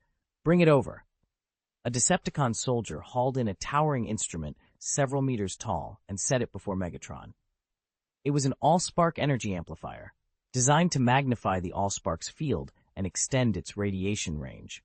Once fully powered, the device could blanket the entire United States. Any electronics within that field would be converted into Decepticons. Because they had rushed the preparations after Megatron's return, the amplifier was still an unfinished prototype. Had they had more time to complete it, its output might have reached the whole planet, clearing the way for a global takeover. Megatron tapped the casing twice. The panel slid open, and he set the blue-glowing Allspark core into the chamber. He closed the lid, then turned to Bonecrusher and Starscream. "Secure the perimeter," he ordered. "It will take time to come online. Do not let anyone get near him." "Yes, my master!" Starscream and Bonecrusher answered in unison. A roar echoed in the distance. Tony Stark and Optimus Prime were closing in. Bonecrusher, seeing them, snarled at Starscream, "We'll stop them together. Don't let them disturb Lord Megatron." Starscream paled when he recognized Optimus Prime approaching. He had no illusions about matching Prime in a straight fight. After a moment's hesitation, he said to Bonecrusher, "You can't fly. Take the one on the ground. I'll deal with the one in the air." P.S. Recommended reading, Marvel Reaper. It summons Makima right at the start. Check the author's page to see it. "All right," Bonecrusher growled. "It's yours. I'll handle the one on the ground." Starscream didn't wait to argue. He snapped into a sleek fighter jet and shot skyward, not trusting Bonecrusher to keep his word and unwilling to be left holding the line against Optimus Prime alone. From altitude, he opened fire immediately, launching a pair of long-range missiles at Tony's Iron Man suit to keep him from closing the distance. Tony barely had time to react. The missiles locked on and tracked relentlessly. "They're still tracking. Jarvis, deploy interceptors," he ordered. Small interceptor rockets launched from the suit and detonated the incoming missiles in midair. With the immediate threat gone, Tony pushed forward and tested his opponent with a pair of repulsor blasts. Starscream simply rolled in flight to avoid the beams. Tony watched the maneuver, measuring his enemy's reflexes. He arched an eyebrow, then activated a panel in his shoulder. A volley of compact warheads slid free and streaked toward Starscream, converging from different angles and directions. Starscream split open a hidden gun port and poured fire into the sky at the incoming missiles. Most of them detonated harmlessly in midair, but a few struck him squarely, blasting him off his original position. He recovered fast and counterattacked. Tony slipped out of the way. Tony fired back, and Starscream laughed it off, another clean dodge. The two of them settled into a cautious, turn-based duel above the city. Tony wanted to end it quickly, but Starscream was indisputably superior, faster, more precise, and oddly deliberate. He didn't press the assault so much as toy with it, keeping Tony off balance without committing to a killing blow, like a performer playing for style rather than blood. On the ground, the fight between Bonecrusher and Optimus Prime was nothing like the aerial cat and mouse.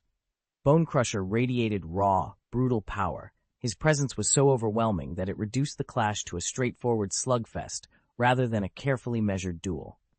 In vehicle mode, a squat, gray minesweeper, he planted his treads and surged forward, blade lowered.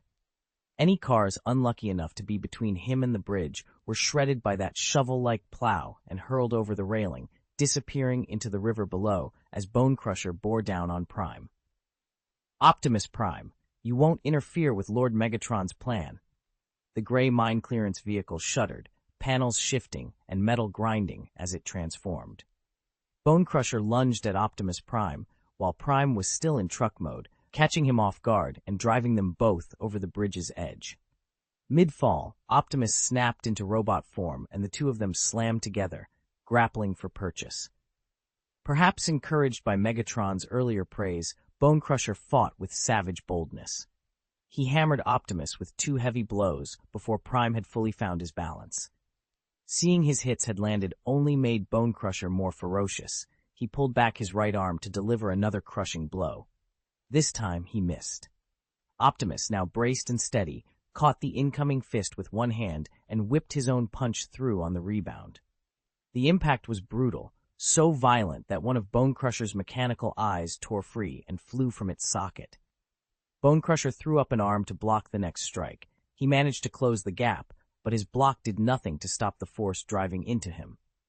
Optimus Prime swept Bonecrusher's arm aside, seized the Decepticon's head with one hand, and clamped his other fist into the machine's chest. With a single twisting pull, Bonecrusher's head tore free. He casually tossed the severed metal head to the ground, stepped over the fallen body, and continued toward Megatron. He was a brave warrior, Optimus observed. Several Deceptic soldiers rallied behind Bonecrusher, moved to block his path. "Warriors fight for their beliefs," Optimus called out. "They don't become cogs in tyranny. It's not too late to turn back." He lifted his right hand, and small shards of Bonecrusher's oaken armor slipped from between his fingers and tinkled onto the floor. His words, measured and commanding, reached the Decepticons. They took a cautious step back, not only because of his appeal, but because the sight of the shattered pieces and the fate of their comrade made them uneasy. "So," Optimus said, "if you are truly warriors, then show me." With that, he launched the first attack. 2 shots could fell a Decepticon, and a single punch could wrench the Allspark from one of them. With that kind of disparity in power between the leaders, the handful of Decepticons were quickly cut down by Optimus Prime. He didn't pause to gloat. He charged straight at Megatron, roaring, "Megatron, whatever your scheme is, it ends now." Megatron, still manipulating the Allspark energy amplification device, only laughed, a low, classic villain chuckle. "Ha ha ha, Optimus Prime, you're still too slow. This planet will ultimately be conquered by me." The device had reached its final stage. Megatron slammed his palm onto the console, and the machine roared to life. The Allspark inside began to spin violently, siphoning energy with hungry speed. Rings of shimmering power pulsed outward from the core. Electronics caught in the wave reacted. Cars on the road trembled, roadside cameras flickered, lawnmowers in yards shuddered, and people's phones vibrated as if coming alive. One by one, ordinary machines began to twitch and reconfigure, the first signs of transformation into Decepticons. "Stop, Megatron! You will destroy this planet!" Optimus shouted, but his words cut little ice. Megatron remained unmoved, watching calmly as the ripples spread. He waited, confident, patient, for his new army to rise and descend upon the world. Megatron's mechanical eye flickered. This was wrong. The conversion rate couldn't possibly be this slow. Where were his Decepticons? He scanned the area and saw that the mechanical constructs that had been in the middle of transforming had frozen in place, as if the process had never started. The surge of Allspark energy from moments before had been nothing more than a soft breeze across their casings. "What's happening? Is my amplifier malfunctioning?" he muttered, patting the Allspark amplifier. There was no response. He pried it open and pulled the Allspark free. The brilliant core that had radiated limitless power now dimmed visibly in his hand. By the time he was holding it, the light was gone. The Allspark itself was growing faint and translucent, as if it were evaporating. Megatron squeezed it hard, and the fragment dissolved into countless pinpricks of light that scattered and vanished, like a tiny cosmos detonating and emptying itself. "What?" he stared, disbelief freezing his voice. The Allspark had dissipated in his grasp. He lunged into the faint glow, desperate to snatch the Allspark back, but the light simply ebbed away. In an instant it was gone, vanished without a trace, as if it had never existed. This Allspark had not been original at all, but a fragment of history, a shadow Amon had plucked from the fractures of time. Crushed by the device, it had not been able to endure. It unraveled and dissolved back into the stream of history. Megatron still clawed at empty air, stunned and unbelieving.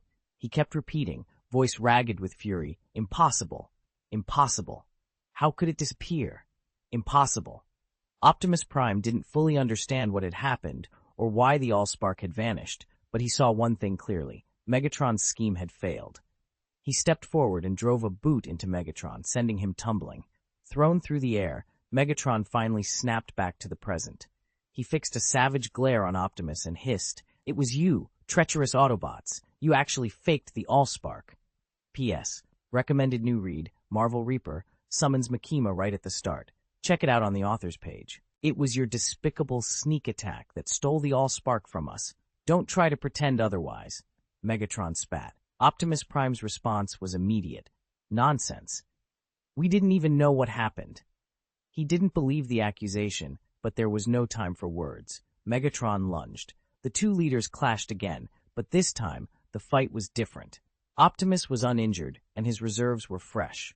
He cut through Bone Crusher with effortless efficiency, not even breaking his stride. Megatron, by contrast, was far from whole. Tony had blasted him with a massive arc reactor earlier. Though he'd managed to patch himself up, the damage still slowed him. He was off balance and constantly on the back foot. Their battle rang like a smith's forge. Metal screeched, sparks flew, and fragments of machinery rained down. "Megatron, stop! You've already lost," Optimus called, but his tone left no room for mercy. He caught Megatron's punch and, with a single, brutal sweep of his sword, cut through the newly repaired arm. Optimus's strike tore a hole through Megatron so deep you could see Starscream's panicked face through it. Starscream had wanted nothing more than to put on a show, ride the fight from the sidelines, and claim the glory once it was over. But everything had gone wrong. The Allspark had been a fake. Megatron couldn't finish off Optimus, and now he was on the brink of collapse. What would that mean for Starscream? Capture by the Autobots was unthinkable. Ignoring Tony Stark, who was still tangled with him in midair, Starscream abandoned his cowardly performance. He lunged at the battle, shoved Optimus aside, scooped up the badly wounded Megatron, and tore away. Optimus's short sword remained buried in Megatron's chest, driven straight into the spark chamber. Most of the Decepticon spark had been destroyed. Megatron was a hair's breadth from being claimed by the Allspark. Even as Starscream fled with him, Megatron spat a threat, voice ragged but defiant. "Optimus Prime, just wait. I will take back everything that belongs to me." Despite the injury, he tried to keep his commander's presence of mind, a promise of vengeance, even as they vanished from the battlefield. Tony moved to Optimus Prime's side, lifted his helmet, and frowned. "You're just going to let them get away?" "They've already fled," Optimus replied in his deep, resonant voice. "Now is not the time to press the attack." Tony didn't linger on it. He changed the subject with a bitter half-smile. "Stark Tower's basically a wreck, and a lot of buildings across Manhattan are ruined. The insurers are going to hate me. I wonder how my people are doing." Data streams began to coalesce around him, forming Jarvis's holographic figure. "Sir," Jarvis said, "the base outside the city has been destroyed. I located Mr. Jazz's body."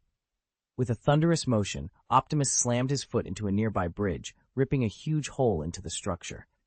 Grief and anger warred across his faceplate. "I liked that silver one," he rumbled. Tony let out a long sigh. The Decepticons who had laid waste to Manhattan had been largely routed by the combined efforts of the Autobots and the Motorians, the motorcycle warriors. The last Decepticon had been split cleanly in two by Pelehuo's great saber, and the surrounding NYPD officers, who'd done little until then, erupted into cheers. "Sir, there were 35 employee casualties and 9 fatalities," Jarvis reported. "Mr. Obadiah Stane is among the dead. He was crushed when a wall collapsed." Tony was silent for a moment, then sighed. "Give generous severance to the injured, based on salary and severity of injury. 4 months to a year, depending. For those who died, make a list. I'll send people to their families to discuss compensation in person." "Sir, one more thing," Jarvis said. "This was found on Mr. Stane's computer." With a gesture, Jarvis activated the workstation on Tony's desk. The screen flickered to life, and a video began to play. Footage of Tony, bound and filthy, inside a cave in Afghanistan, the 10 Rice. Meng is visible around him. A muffled voice on the recording said, "You didn't tell us you were kidnapping Tony Stark. You must pay for your lies and deception. The price for assassinating Tony Stark has now gone up." "All right, turn it off," Tony snapped. He killed the playback and leaned back, face hard. He'd suspected Obadiah for a long time, but never had the time to look into it properly. "Forget it," he added finally. "The man's dead. Fire everyone from Obi's faction." Tony ordered sharply. Just then, Pepper approached. "Tony, the press conference is about to start," she said, handing him a prepared speech. "I've also lined up the contract for Stark Industries to handle the Manhattan restoration. It just needs your signature." Tony took the speech with a grateful smile. "Pepper, I can always relax when you're in charge of things." Phil Coulson, who had been trailing behind Pepper, stepped forward with a slim folder. Tony didn't reach for it. Pepper automatically took it, skimmed the pages, and passed it on to him. Coulson had been sent by Fury on another errand. Fury had wanted someone who'd already had contact with Tony to deliver this. "Mr. Stark," Coulson said, "if the reporters ask about the Decepticons, you can read from this. Please do not tell the public about the aliens." Tony glanced at the note twice, then slid it under the stack of papers in front of Pepper, like it was just another memo. "I'll keep that in mind," he said offhandedly. When he climbed onto the press platform, the camera flashes hit him like a salvo of stun grenades. Reporters unloaded questions in a rapid-fire barrage. "Mr. Stark, is it true Stark Industries will handle the Manhattan restoration? Mr. Stark, where did these robots come from? Mr. Stark, witnesses in the NYPD say robots were fighting other robots that destroyed Manhattan. Are there 2 hostile factions? Which side started the invasion? Mr. Stark, Stark Tower seemed to be the center of the robot attacks. Is Stark Industries involved? Mr. Stark, people claim they saw you next to a giant red and blue robot by the Brooklyn Bridge, and you were wearing armor. Were you in the fight?" The string of questions rattled off and on. Mr. Stark. Mr. Stark. Mr. Stark. It was all familiar territory. Tony was used to being pinned under a spotlight, and with a practiced smile and a few well-placed answers, he quickly brought the situation under control. "Looks like I'm still popular," Tony said with a grin. "So many questions. This is going to take some effort to get through, but luckily my secretary already did the homework for me." He gave the stack of notes in his hand a little shake and laughed. The reporters obliged with scattered chuckles. Tony raised a hand. The room quieted, and he continued. "All right, first thing, Stark Industries has already coordinated the restoration work with the appropriate departments. Once I sign off, we can get started. Our company has decided. P.S. Recommended read, Marvel Reaper. It opens with summoning Makima. Check the author's page for the link."